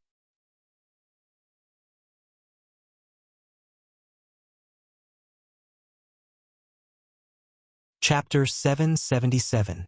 Listening to the almost absurd words from Jiraiya's mouth, Naruto's heart became more and more strange. Obviously, everything is not a foregone conclusion yet. Why is everyone already thinking about how to get more benefits for themselves instead of thinking about how to hold the victory of the war in their hands? Suddenly, such a sentence suddenly appeared in Naruto's mind: meat-eaters are despicable. People in high positions often attach great importance to benefits. If they can't get enough benefits from a matter, many people in high positions can't put their mind into this matter at all. Just like now, when the people of the 5 major shinobi villages think that the threat of the blood-robed pavilion is no longer great, and they can take down the blood-robed pavilion directly after paying a certain price, everyone also began to use their own means to grab their share of the war dividend. Lascivious Sannin, they are starting to harm each other like this. Are they really not afraid of losing this war? Looking at Jiraiya, Naruto was puzzled, but he couldn't find the answer at all. Listening to Naruto's question, for a while, Jiraiya also didn't know how to answer. When Jiraiya and Naruto fell into a dilemma at the same time, Orochimaru suddenly opened his mouth and said to them, "Don't worry, sure enough you are people of the same origin. Even on such an issue you are also digging into a bull's horn." Hearing Orochimaru's words, Naruto's anger was immediately aroused. For this Sandaime Yuanfei, who regarded him as his grandfather, Orochimaru, who killed him, and Uchiha and Sasuke from Wood Leaf, Naruto's impression of him can be said to be not so good. And now, Orochimaru directly ridiculed him and Jiraiya. Naruto, who was very easily provoked, naturally became very uneasy at this moment. And just when Naruto was about to attack, Jiraiya directly reached out and pulled Naruto. In the entire shinobi world, if there's someone who can understand what kind of person Orochimaru is, it's definitely Jiraiya. Previously, Orochimaru's actions were very extreme because of some defects in his soul. But now, Orochimaru's extreme thoughts have been erased from his soul after his resurrection. Now, the reason why Orochimaru directly provoked Naruto and Jiraiya was actually because of some bad taste in his heart. It was precisely because Jiraiya knew how bad and black-bellied Orochimaru's character was that he reached out to stop Naruto. He didn't want the friction between the two to become more intense. Jiraiya couldn't stop Orochimaru, but he could stop Naruto. Looking at Jiraiya, who was holding his hand tightly, Naruto forcibly suppressed all the anger in his heart, but his eyes were still staring at Orochimaru, wanting Orochimaru to give him a reasonable explanation. What you two see is the deception between the shinobi villages, and you think that such deception is not a good thing. But have you taken a good look at the result of such deception? Wood Leaf sent elite medical ninjas, and several other shinobi villages also drew a large part of their power directly into the battlefield. There is no doubt that the strength of the shinobi allied forces has been greatly strengthened at this moment. Sometimes the process is not so important because the result is what can really play a role and be passed down. So, even if everyone has their own calculations in their hearts, these things are not so important. As long as our expectations can be achieved, what's there to care about? As a result theorist, Orochimaru only needs a result in his own imagination. As for what others think in their hearts, Orochimaru doesn't care at all. Orochimaru's point of view can be said to be fundamentally different from Naruto's and Jiraiya's views. So after hearing Orochimaru's words, Although they knew that what Orochimaru said was reasonable, Naruto and Jiraiya still didn't have any problem solved at this moment. Instead, they became more worried. Looking at Naruto and Jiraiya's appearance, Orochimaru also knew that his point of view didn't convince these two rather stubborn guys. However, Orochimaru had already been mentally prepared. He had been with Jiraiya for so long. Naturally, he knew that Jiraiya wouldn't accept his point of view at all. So after Orochimaru finished all his words, he directly turned and left the Shinobi Allied Forces headquarters tent. After Jiraiya and Naruto looked at each other, they shook their heads helplessly and directly left the headquarters tent. In the Blood Cloak Pavilion's camp, there were originally thousands of people in the camp. At this moment, only about 200 people were left in the camp. The remaining disciples of the Blood Cloak Pavilion directly left the Blood Cloak Pavilion's camp in small teams and went to the designated location to gather. Although most of the people have been taken away, the Blood Cloak Pavilion's camp still maintained the size of thousands of people to cover up the emptiness inside. Nangongja also wrapped his sword domain around the entire Blood Cloak Pavilion's camp. He always paid attention to whether there were ninjas from the Ninja Allied Forces to investigate the Blood Cloak Pavilion's camp. Once he found the Ninja Allied Forces ninjas, Nangongja would immediately deploy the Blood Cloak Pavilion's disciples to attack. When necessary, he would even personally attack those ninjas from the Ninja Allied Forces. Now what Nangongja needs to do is to try his best to deceive the many ninjas of the Ninja Allied Forces. The more ninjas are delayed in this place, the more room Nangongja's designated plan will have to be carried out and the more likely it will succeed. Sitting in his seat, Nangongja looked at a piece of paper in his hand. After carefully reading it several times, Nangongja directly injected a part of his sword chi into the paper in his hand, directly crushing the paper into powder. With a gentle wave of his hand, the paper dissipated into the dust. Sure enough, after seeing that I took the initiative to admit defeat, the Ninja Allied Forces immediately couldn't help but want to take advantage of the Blood Cloak Pavilion's disadvantage and start preparing to directly defeat the Blood Cloak Pavilion. It's a pity Nara Shikaku's status is still too low. The only ninja who is proficient in the art of war was directly ignored. The Ninja Allied Forces can only fight me blindly.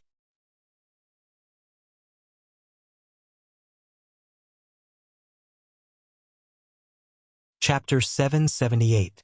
Just when the reinforcements mobilized by the Ninja Allied Forces had not yet arrived at the battlefield, suddenly, an invitation was sent from the Blood-Clothed Pavilion's base to the Ninja Allied Forces base. This letter was naturally written by Nangongja himself and sent someone to deliver it to the Ninja Allied Forces. After receiving such an invitation, the Ninja Allied Forces naturally wouldn't underestimate it.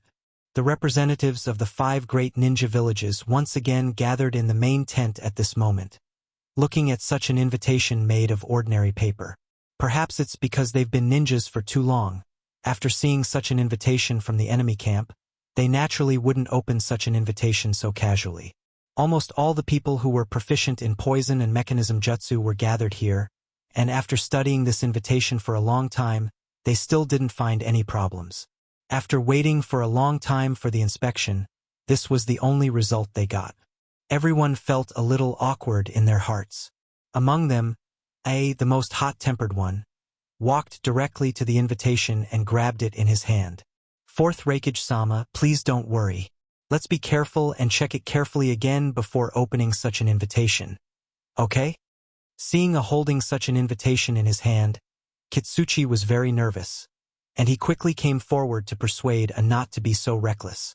However, there is a feud between the rock and the cloud. Over the years, no one knows how many people have lost their lives because of the conflict between the two villages. Even if Kitsuchi didn't say anything that would cause a misunderstanding, it still made A's heart very uncomfortable. Humph, the Wagakure is really a group of cowards. The first thing you think of is conspiracy. Since you're all so timid, let me see what's the mystery of such an invitation. If you guys are afraid, just find a corner and stay there. Although the Raikage's words were mainly aimed at Iwagakure, it also directly ridiculed the entire Allied forces and their villages. Even if everyone knew A's temper, they couldn't help but be a bit angry. However, AI didn't care if others were angry at him or not. If they were really angry, they could just come up and fight with him. What was the point of showing their anger with his eyes? He put his finger into the slit of the invitation card and opened it directly. The words that were written with a brush rushed directly into AI's eyes. War or peace? Do you have a decision? Just 8 words were enough to fill up the entire invitation card. After seeing these words, A's eyes suddenly became a bit dazed, as if a sharp sword was held in Nangong's hand and stabbed towards him. In a panic, A directly threw the invitation in his hand away, and he also directly jumped back half a step, as if he was avoiding something. When the crowd saw that AI had retreated, they began to feel nervous. Everyone was also prepared for battle. Their eyes were vigilantly looking at the invitation card that AI had tossed aside. After a subconsciously dodged, he also touched his goatee a bit awkwardly. After all, he was so arrogant and ridiculed everyone, and he even opened the invitation, but now he was directly scared by the invitation. It was really difficult for A to accept. But A's hand touched his chin, but he couldn't touch his goatee. AI Qingjie covered his chin with his entire hand. When he touched his chin, he found that the beard on his chin had been directly cut into a flat cut, as if it had been cut by a sharp blade. "This?" A slightly exclaimed, and everyone also looked at A's direction. Suddenly, they found that A's goatee was cut into a rather funny appearance, but they didn't have the slightest mood of ridicule in their hearts. Instead, their eyes became more cautious. A mere invitation can directly make the fourth Raikage, a Kage of a village, unable to dodge, and it took him a long time to react after being hit. Is this a joke? The strength of Nangong of the Blood Cloak Pavilion has reached such a level? After seeing such a scene, the hearts of all the members of the ninja allied forces sank. Everyone knows that Nangong's sharp sword attack is a powerful existence, and the ability to cut off the fourth Raikage's goatee without him noticing was also done by the sword attack. The fact that the sword attack could produce such an effect is enough to prove how powerful Nangongja is at this moment. It even gave everyone the illusion that the previous battle was actually a joke between Nangongja and the ninja allied forces, and then Nangongja used the sword domain to restrict everyone in the battlefield. This kind of feeling became more and more intense. For the unknown, as long as one is a person, they will instinctively feel fear.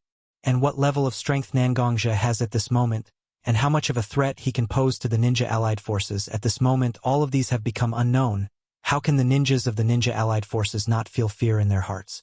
After a little fear appeared in everyone's heart, and then looking at the invitation that Nangongja handed to the ninja allied forces, everyone was quite at a loss at this moment.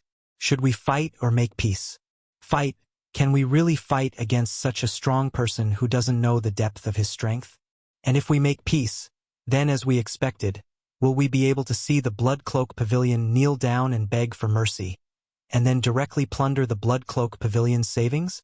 Originally, they thought that they would win, but now it seems that they are starting to think that the situation will develop in the direction of 50-50. The heads of the 5 major ninja villages in the ninja allied forces were inevitably anxious at this moment.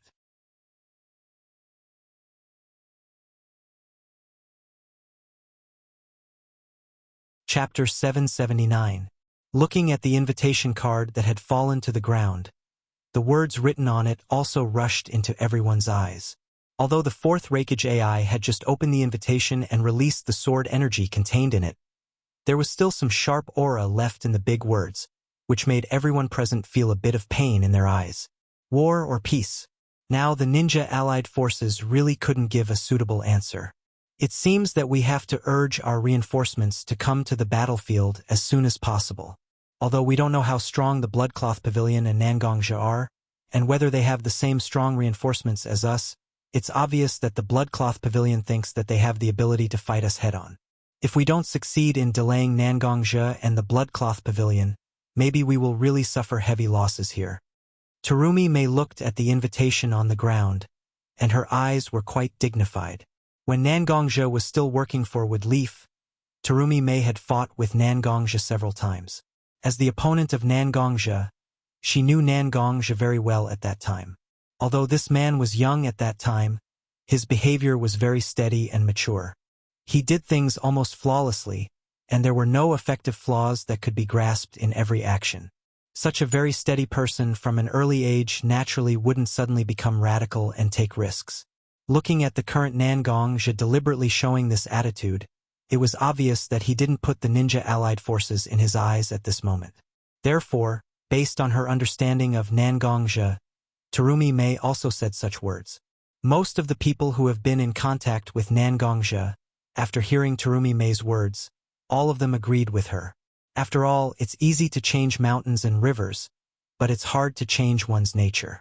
A person's habits and rules of speaking and doing things can't be changed casually. At this moment, the heads of the 5 major ninja villages all used their own methods to issue orders to the reinforcements to speed up the march. After all the orders were passed, Orochimaru suddenly reached out and beckoned a ninja of Konoha, and said to the ninja, "Don't worry, Orochimaru. Pass down the order." Everyone starts to pay close attention to the movements of the Bloodcloth Pavilion. Since Nan Gongzhi sent such an invitation to us, it will definitely not end here. He will definitely find another opportunity to put pressure on us, so that we have to sign the so-called peace agreement with him because of some pressure reasons. Once you find anything, report it to us immediately. After hearing Orochimaru's words, the Woodleaf Ninja immediately bowed his head and walked out of the tent. After everyone heard Orochimaru's arrangement, they also felt that what Orochimaru said was very reasonable, and Orochimaru himself didn't seem to intend to hide the matter of his investigation. The order he gave to the Woodleaf Ninja was also reported to us after returning. Such behavior was quite enjoyable for everyone present. The cold-hearted and ruthless Lung Jun Orochimaru had now become so proficient in the ways of the world. For a moment, everyone was quite shocked. Orochimaru didn't care about other people's opinions at all. In fact, what Orochimaru wanted to do was to let Nan Gongzhi be free to play his plan and see how much change this person who was a ninja but wasn't a real ninja can bring to the ninja world. Since Nan Gongzhi wanted to force the ninja allied forces to negotiate with him, Orochimaru was of course happy to promote such a thing and see what kind of plan Nan Gongzhi had. After waiting for a few minutes, the Woodleaf Ninja who was sent by Orochimaru to investigate the movements of the Bloodcloth Pavilion returned to the main tent. He half-knelt on the ground and respectfully said to Orochimaru, "Reporting to Orochimaru-sama, the Bloodcloth Pavilion has indeed taken action now. In the middle of our ninja allied forces camp and the Bloodcloth Pavilion's camp, a long table has been placed at the moment. The leader of the Bloodcloth Pavilion, Nan Gongzhi, is also sitting on the side of the long table accompanied by a woman at the moment. He seems to be waiting for something. As a scout, this Woodleaf Ninja was very scrupulous in his duty. He didn't take any of the main points of view in his description. Instead, he was very objective and directly described everything he saw. However, everyone present also experienced a lot of hardships. Nan Gongzhi's behavior was actually very easy to guess. He was waiting for the reaction of the ninja allied forces at this moment. Should they close the door and not come out, or should they directly come out to meet Nan Gongzhi? To a certain extent, closing the door and not coming out is indeed a good choice, because not making a choice means that they won't bear the risk after making a choice. However, Nan Gongzhi directly sent the invitation to the Ninja Allied Forces camp with great fanfare, and the slightly excessive reaction of the Ninja Allied Forces almost made such a thing known to everyone. Once they directly choose to close the door and not come out, it will undoubtedly be an extremely great blow to the morale of the Ninja Allied Forces.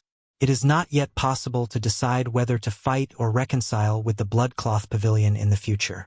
Once the morale is lost, no matter what choice they make, they will undoubtedly suffer a huge loss. After all, there are only 2 people standing up at the moment, and one of them is a woman. Even with such a lineup, the higher-ups of the Ninja Allied Forces didn't dare to go out.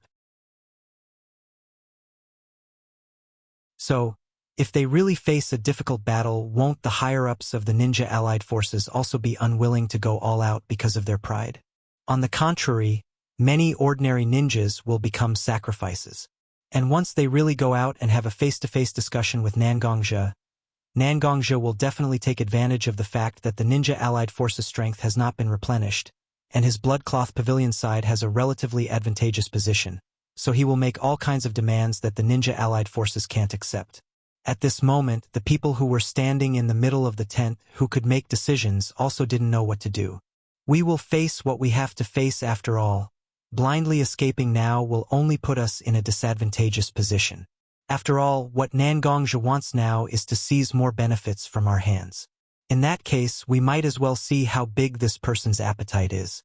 Anyway, we can kill time with him and wait for our reinforcements to arrive, so why not? It's just a change of place to stay. Although he was almost hit by the hidden sword energy in the invitation sent by Nangongja, the fourth Rakage still stood up and directly expressed his opinion.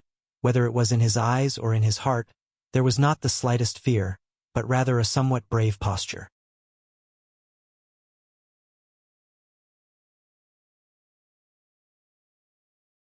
Chapter 780. Nangongja, dressed in a white robe with blood-red patterns, sat quietly in front of the table. Beside Nangongja stood the substitute altar master of the golden altar of the bloodcloth pavilion, Mashiro. He was also wearing a white robe with blood-red patterns, but the patterns on his robe were more concise. Originally, Nangongja left Mashiro in the Lion Clan's alternate dimension, but Mashiro wasn't willing to stay in a safe place by himself. Instead, he let Nangongja wander between life and death. However, because of Nangongja's repeated persuasion, Mashiro, who was also one of the 5 elements altar masters, was reluctantly allowed to stay in the Lion Clan's alternate dimension. Now that Nangongja had sent out the 4 5 elements altar masters and Uchiha Sasuke, who represented the peak strength of the Bloodcloth Pavilion, to carry out missions, Nangongja couldn't appear alone every time he came into contact with the Ninja Alliance. Otherwise, everyone would suspect where the other higher-ups of the Bloodcloth Pavilion went. After considering various aspects, as well as Mashiro's worry about Nangongja using himself as bait to restrain the Ninja Alliance, Mashiro finally followed Nangongja to such an operation to deliberately put pressure on the Ninja Alliance and attract their attention. Standing next to Nangongja, Mashiro didn't feel the slightest bit nervous because of his low strength. To put it bluntly, even if Nangongro little linger, and even the people in the Bloodcloth Pavilion who cultivated a little were actually much stronger than Mashiro in terms of cultivation, Mashiro's confidence didn't come from his cultivation, but from his wisdom. To be able to help Nangongja take care of the affairs of the entire Bloodcloak Pavilion and tightly control the 5 elements altar like the sharp metal altar, how could Jinbai be an ordinary person? Mashiro took out a tea set and a small charcoal stove from a small box he carried with him and placed them next to Nangongja. He gently fanned the charcoal stove a few times, and the small charcoal in the stove that originally didn't seem to be hot turned red. He then placed a small copper pot filled with water directly on the stove and waited for the water to boil. After watching Mashiro display all of Zhang Yang's things, Nangongja looked at Mashiro with a bit of helplessness and said, "We're here to negotiate with the enemy? Why did we bring so many things? It looks just like a field trip." Although there was a bit of helplessness in his tone, Nangongja's eyes also had a bit of a smile. Kai could see that Nangongja was very happy right now. Since he started to plan for the 4th Shinobi World War, Nangongja had almost no time to accompany his family. Although Mashiro appeared by his side for various reasons, Nangongja still liked the feeling of having his family by his side. Mashiro heard Nangongja's complaining voice, but he didn't immediately talk to Nangongja. Instead, he directly leaned his body and put his nose close to Nangongja's collar. Then he said to Nangongja, "First, you have to smell first. There's a smell of alcohol on your body. Did you secretly drink a lot of alcohol in the past few days when I wasn't by your side?"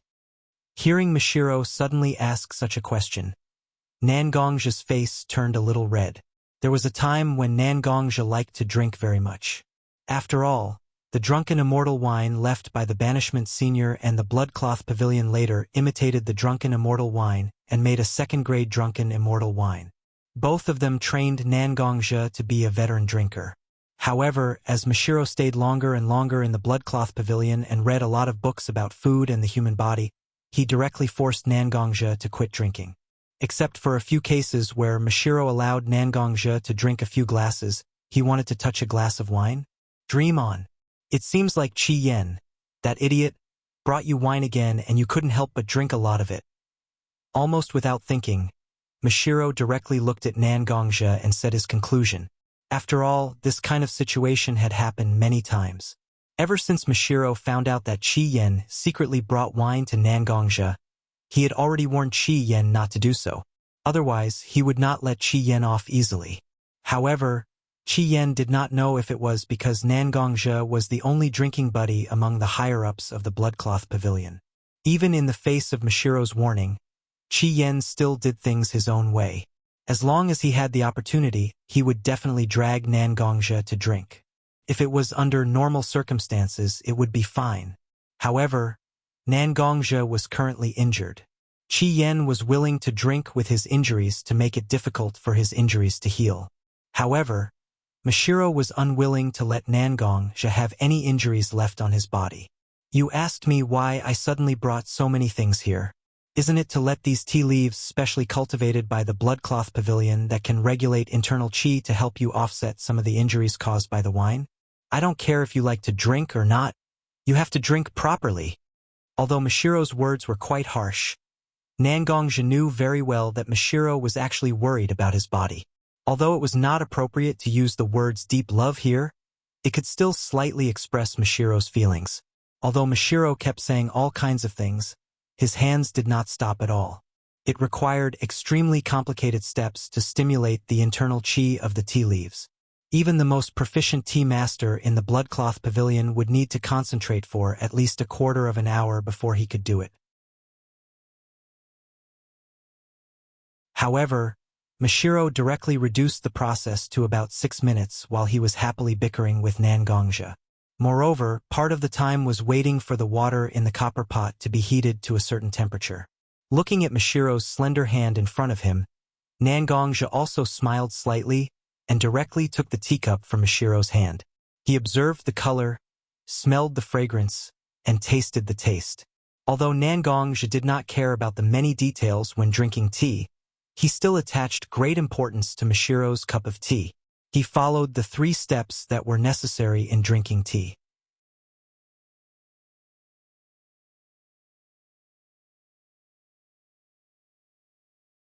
Chapter 781. After drinking a cup of tea, Nangongja instantly felt a warm current flowing through his body. It continuously cleared up the parts of his inner energy that were slightly stagnant. Gently sniffing the faint fragrance left on the teacup with his nose, Nangongja's high tension due to his responsibility also slightly relaxed. In front of his family, Nangongja never deliberately concealed his true feelings, so Mashiro also easily saw Nangongja's mood change from Nangongja's eyebrows. When he found that Nangongja's mood began to become better, Mashiro also became slightly happy. The two chatted like this, talking about some interesting things that happened recently between their family, Nangongro and Little Linger. Mashiro also made tea for Nangongja while chatting. He also had a sense of leisure. Time passed quietly. Nangongja and Mashiro were drinking tea and chatting here, and almost an hour had passed unknowingly. However, the two seemed to have forgotten that they were staying here to put pressure on the ninjas of the Ninja Allied Forces, and were drinking tea and chatting to their heart's content. Or, just the two of them drinking tea and chatting happily actually put enough pressure on the Ninja Allied Forces? When the Ninja Allied Forces discovered that Nangongja and Mashiro appeared in the middle of the two armies, they were already very nervous, and Orochimaru was still constantly sending waves of ninjas to investigate the actions of Nangongja and Mashiro. These investigating ninjas directly transmitted the conversation between Nangongja and Mashiro to the main tent of the Ninja Allied Forces, so that every big boss of the Ninja Allied Forces could watch the chat between Nangongja and Mashiro. The more they listened to the conversation between Nangongja and Mashiro, the more the big bosses of the Ninja Allied Forces were at the moment. So, while we're racking our brains to think of a way to deal with you, you're sitting under the sun with your family, drinking tea and chatting about these trivial matters? As a ninja, although they must remain calm when performing tasks, this doesn't mean that ninjas themselves don't have a temper. How can they completely abandon their emotions when they're born as a human? At this moment, in the main tent, some of the more grumpy people, led by the 4th Raikage AI, were on the verge of exploding at this moment, shouting that they wanted to go out and teach Nangongja a lesson for despising them. Orochimaru stood in the crowd and coldly looked at everyone's every move and facial expression. Almost everyone's face or small movements showed anger and disdain for Nangong's behavior. The more he looked at such a group of people, the more Orochimaru's heart looked forward to Nangong's bringing change to the ninja world became more and more intense. Ninjas have almost surpassed the level of the general public in countless years of development, and directly put themselves in the position of transcending all mortals. In other words, although ninjas don't directly label themselves as the so-called God, almost all ninjas don't put anyone other than themselves in their heart. This is a kind of almost instinctive contempt and disdain for powerless people. Although Orochimaru is not a kind person, he also understands the truth that water can carry a boat, but it can also sink a boat. The reason why the ninja village can continue to develop is naturally because of the extremely huge financial flow of the ninja village. These funds naturally don't appear out of thin air, but they are accumulated from many missions from the country and civilians. In other words, it is these ordinary people that the ninjas don't think so highly of. They are the ones that really support the ninjas, who have no production of their own and only have combat ability. It can't be said that no ninjas can see this, but most ninjas have been lost in their own power, treating the general public as nothing. Orochimaru doesn't care whether the ninja world will collapse or not. But once the ninja world collapses, won't his desire to study in peace have no chance to be realized? In fact, Orochimaru doesn't care so much about whether the ninja world will be peaceful or not. The reason why he is secretly promoting the development of Nangong's plan is actually because Orochimaru saw the drawbacks of the ninja world, and he doesn't want these drawbacks to affect his pursuit of the ninja world. Looking at the somewhat excited appearance of the ninja allied forces, Orochimaru slowly walked to the center of the crowd and said to everyone, "Nangong's behavior is undoubtedly provoking our ninja allied forces. He wants us to go out and sit face to face with him on the negotiation table." Originally, the initiative to face Nangongja or not was in our hands, but now it is obvious that Nangongja has reversed the situation. If we don't go, there will inevitably be a great loss of morale. Since he dares to scheme against us like this, how can we be afraid of him? Let's go out and see what Nangongja is selling in his gourd. After hearing Orochimaru's analysis, the members of the ninja allied forces suddenly felt a lot better, and they directly shouted that they wanted to find Nangongja and fight him. Jiraiya stood in the crowd and looked at Orochimaru, who was acting like a leader. Although he was very pleased that Orochimaru could use his wisdom to help the ninja allied forces, he also had some doubts in his heart. In his impression, Orochimaru has always been a person who dislikes trouble and doesn't like to talk so much. In the past years when he fought side by side with Orochimaru, Orochimaru also didn't talk unless it was necessary. But now Orochimaru, who was talking so eloquently and guiding the emotions of many people, was not the Orochimaru Jiraiya was familiar with, or there was something about Orochimaru that Jiraiya didn't observe. But what Orochimaru said before was not bad for the ninja allied forces itself. Although Orochimaru is likely to have some of his own ideas, it is completely within the scope of Jiraiya's tolerance. Now that Yondaime Hokage Watergate has fallen into a coma, Woodleaf indeed needs a resourceful person as a leader, and Orochimaru is more suitable than himself and Tsunade.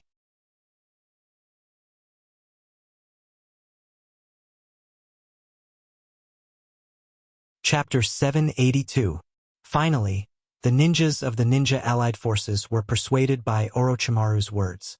Not only because of their natural pride as a ninja, but more importantly, such a proposal was proposed by Orochimaru, Woodleaf Renin, who has extremely high prestige and fierce reputation.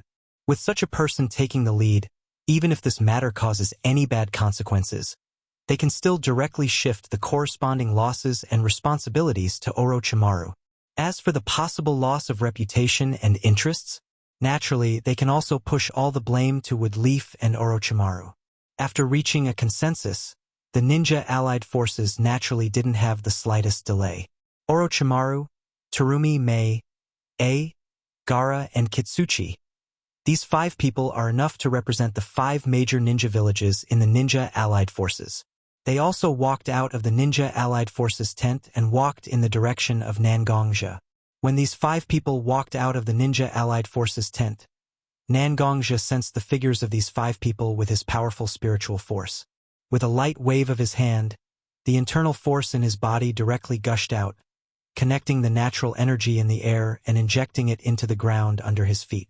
Under the dual support of the internal force and natural energy, 5 seats were directly formed. I thought that these guys in the ninja allied forces would argue with each other for a long time. I didn't expect this group of people to reach a resolution so quickly. It only took them an hour to directly finish the discussion. Looking at the 5 seats that he easily cast, Nangongja said directly to Mashiro with a bit of teasing and surprise in his eyes. Indeed, it is indeed surprising that an organization like the Ninja Allied Forces can reach a resolution so quickly. After all, it involves a lot of interests. It seems that someone directly stared at the pressure and directly proposed such a resolution. Whether it is Gara, Terumi Mei, or A, obviously they don't have such a vision and ability. Minato Watergate certainly hasn't recovered yet, and Inoki is seriously injured. This is also quite a bit of thought-provoking. Obviously, it is impossible for such a person to suddenly emerge from the Rock Village to lead everyone. After all, Inoki's protection of the Rock Village is a bit too much. It seems that such a person is definitely from the Wood Leaf Village and has extremely high prestige. Mashiro began to slowly analyze the whole story. Although she didn't directly give an accurate name, based on Nangongja's understanding of the entire Konoha village, there are only a few people who can withstand all kinds of pressure with their own prestige, and there are only a few people who can be decisive and decisive. Just by thinking about it, he knew that such a person is probably one of the 3 Sannin of Konoha, Orochimaru Konoha. Things are getting more and more interesting. After figuring out who is the leader of the Ninja Allied Forces at this moment, Nangongja's heart was full of interest. Previously, because of his soul being messed up, Orochimaru also had some mental problems. His personality was extreme, but on the battlefield, it seems that for various reasons, Orochimaru seems to have repaired his mental problems and became calmer and more rational than before. However, it is precisely this kind of calm and rational Renin Orochimaru that is the most dangerous and can't be ignored. No matter what the reason is, Nangongja can't ignore the existence of Orochimaru. However, judging from the current situation, he doesn't know why Orochimaru is doing things that are relatively beneficial to the Bloodcloth Pavilion. However, Nangongja naturally wouldn't think that Orochimaru will lean towards the Bloodcloth Pavilion so easily. After all, from Nangongja's understanding of Orochimaru, Orochimaru has no so-called bias towards any force since his strength reached a certain level. Orochimaru's pursuit is not these things, but the so-called truth. As long as he can get close to what he pursues, any price is actually cheap in Orochimaru's view. Now, perhaps Orochimaru thinks that it is more beneficial to support the Bloodcloth Pavilion to complete his plan, so he helps the Bloodcloth Pavilion like this. But when the Bloodcloth Pavilion has no value to Orochimaru, maybe Orochimaru will directly lean towards the Ninja Allied Forces and directly destroy the Bloodcloth Pavilion. Everything now is just a coincidence, not something he can rely on. The only thing he can really rely on is the strength that is tightly nested in his hands. Looking at the 5 people from the Ninja Allied Forces coming towards him, he didn't pay attention to the surprise of several of them because of the number of clay seats he prepared. He directly stretched out his hand and let the people representing the Ninja Allied Forces sit on the seats. He didn't say anything, just took the tea handed to him by Mashiro and slowly sipped it, completely ignoring the 5 people sitting opposite him. The 5 representatives of the Ninja Allied Forces, except for Orochimaru, naturally had a huge pressure in their hearts from the moment they left the main tent of the Ninja Allied Forces.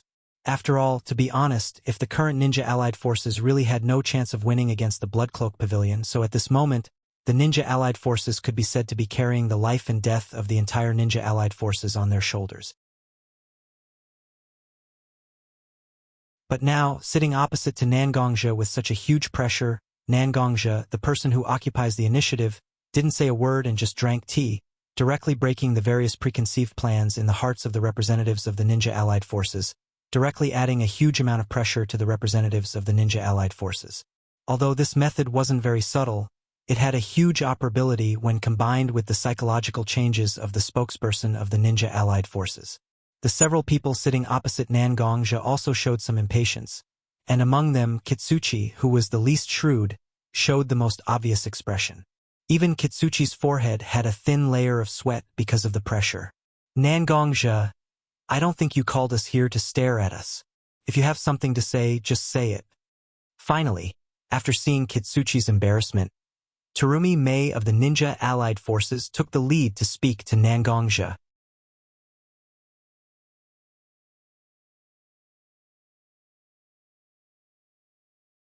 Chapter 783.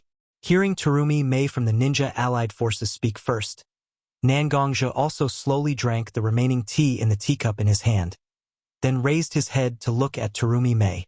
There was no emotion in his eyes as he said to Terumi Mei, I think your Ninja Allied Forces should be very clear about what I want to do.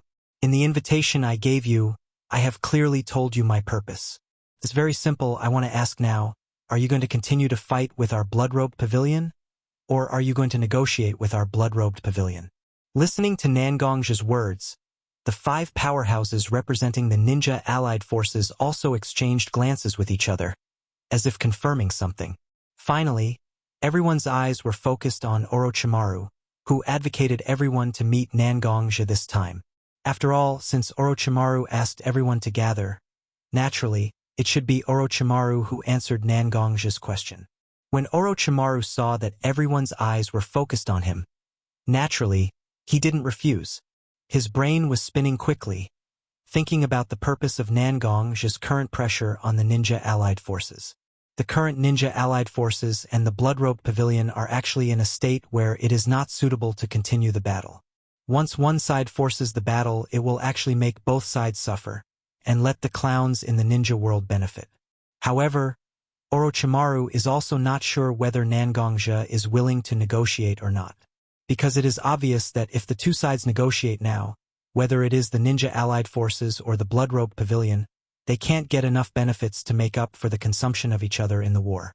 So the current situation is that once the war starts, both sides will suffer losses, and once the peace talks start, both sides will have to bear the loss of benefits. Since neither war nor peace was the way to go, the only choice in front of everyone was to drag things out. One thought, 100 thoughts. When Orochimaru directly analyzed the situation of the Ninja Allied Forces and the Blood-Robed Pavilion on both sides, and observed everything objectively, those little doubts have actually been solved. The reason why Nangongja is pressuring the Ninja Allied Forces through various means is not that Nangongja really wants to negotiate, but it is precisely because Nangongja is not willing to negotiate or has his own plan. That's why he is so aggressive in forcing the Ninja Allied Forces to take a stance. Nangongja also knows that it is impossible to make the Allied Forces willing to negotiate at this moment. Even if someone in the Ninja Allied Forces is willing to negotiate, Nangongja can directly propose a condition that slightly cross the bottom line of the Ninja Allied Forces, making them feel uncomfortable, and at the same time they will not immediately let's talk. Nangong Kuroto-sama, please take a look at the few of us here. In fact, except for the Kazekage, Reikage, and Mizukage, including me and Kitsuchi Jonin, we are temporarily replacing the leader of our ninja village. This battle is extremely important for our Ninja Allied Forces as well as the Bloodcloak Pavilion. Whether it is the losses between us or the contradictions between us, it is not something that can be directly solved by a simple peace agreement. Our Ninja Allied Forces and the Blood-Robed Pavilion can be said to be the existence that dominates the entire ninja world. Once the problems between us can't be solved perfectly, then the remaining small contradictions between us are likely to directly become bigger under the brewing of time. So we need time to let our two Kages in Wood Leaf Village and Rock Village recover their consciousness, and then we will have the right to decide whether to fight or to negotiate. Listening to Orochimaru's words, Nangongja, who was sitting opposite him, as well as the other 4 representatives of the Ninja Allied Forces, were also shocked. Are you sure you are not joking? What Orochimaru said before is somewhat reasonable. After all, even if Kitsuchi and Orochimaru have a high prestige in their own ninja villages, they can't compare with the two Kages, Anoki and Watergate. It is normal that they can't make such a decision that involves the future of the two ninja villages. But after that, everyone's head was about to explode. Wait for Anoki and Watergate to recover their consciousness before they can make a decision? Not to mention that Watergate himself fell into a coma because of excessive consumption during the battle with the Blood-Robed Pavilion. Now there is no way to make up for his physical and mental deficiencies in a short time. Inoki's body was directly cut in half because of the battle. It is fortunate that he is still alive. If there is any accident during the treatment process, Inoki, who is already the oldest ninja in the ninja world, will probably die. Once something happens to Inoki, does Nangongja have to wait for the rock village to choose the next Suchikage? Nangongja listened to Orochimaru's words, and his face was obviously very unhappy. Originally, as long as the ninja allied forces can give him a reasonable reason, Nangongja can directly extend the time of the peace talks to buy enough time for the people he sent to attack the Wind Village and the Earth Village. But now, Orochimaru's words were undoubtedly digging a big hole for Nangongja. In this situation, even if Nangongja wanted to fool Orochimaru, it was already impossible. Otherwise, a bigger flaw would be caught by Orochimaru. At that time, Orochimaru's mistake might directly ruin the whole plan. Orochimaru? Are you kidding me? Nangongja directly reached out and grabbed the sword in his hand. Although the sword is not out of the scabbard, a sharp momentum has been directly emitted from Nangongja's body. Looking at Nangongja, the rest of the people who represented the ninja allied forces also panicked. Judging from the dangerous aura emitted from Nangongja, it is obvious that Nangongja's strength has almost recovered to a perfect level, and with the strength that Nangongja showed, no one in the ninja allied forces can stop him. At that time, Nangongja will directly attack the ninja allied forces with a large number of troops of the Bloodcloak Pavilion, and no one will have a good time. Seeing Nangongja's reaction, Orochimaru, as the initiator of all of this, had a flash of wisdom in his eyes. Sure enough, Nangongja is also trying his best to delay.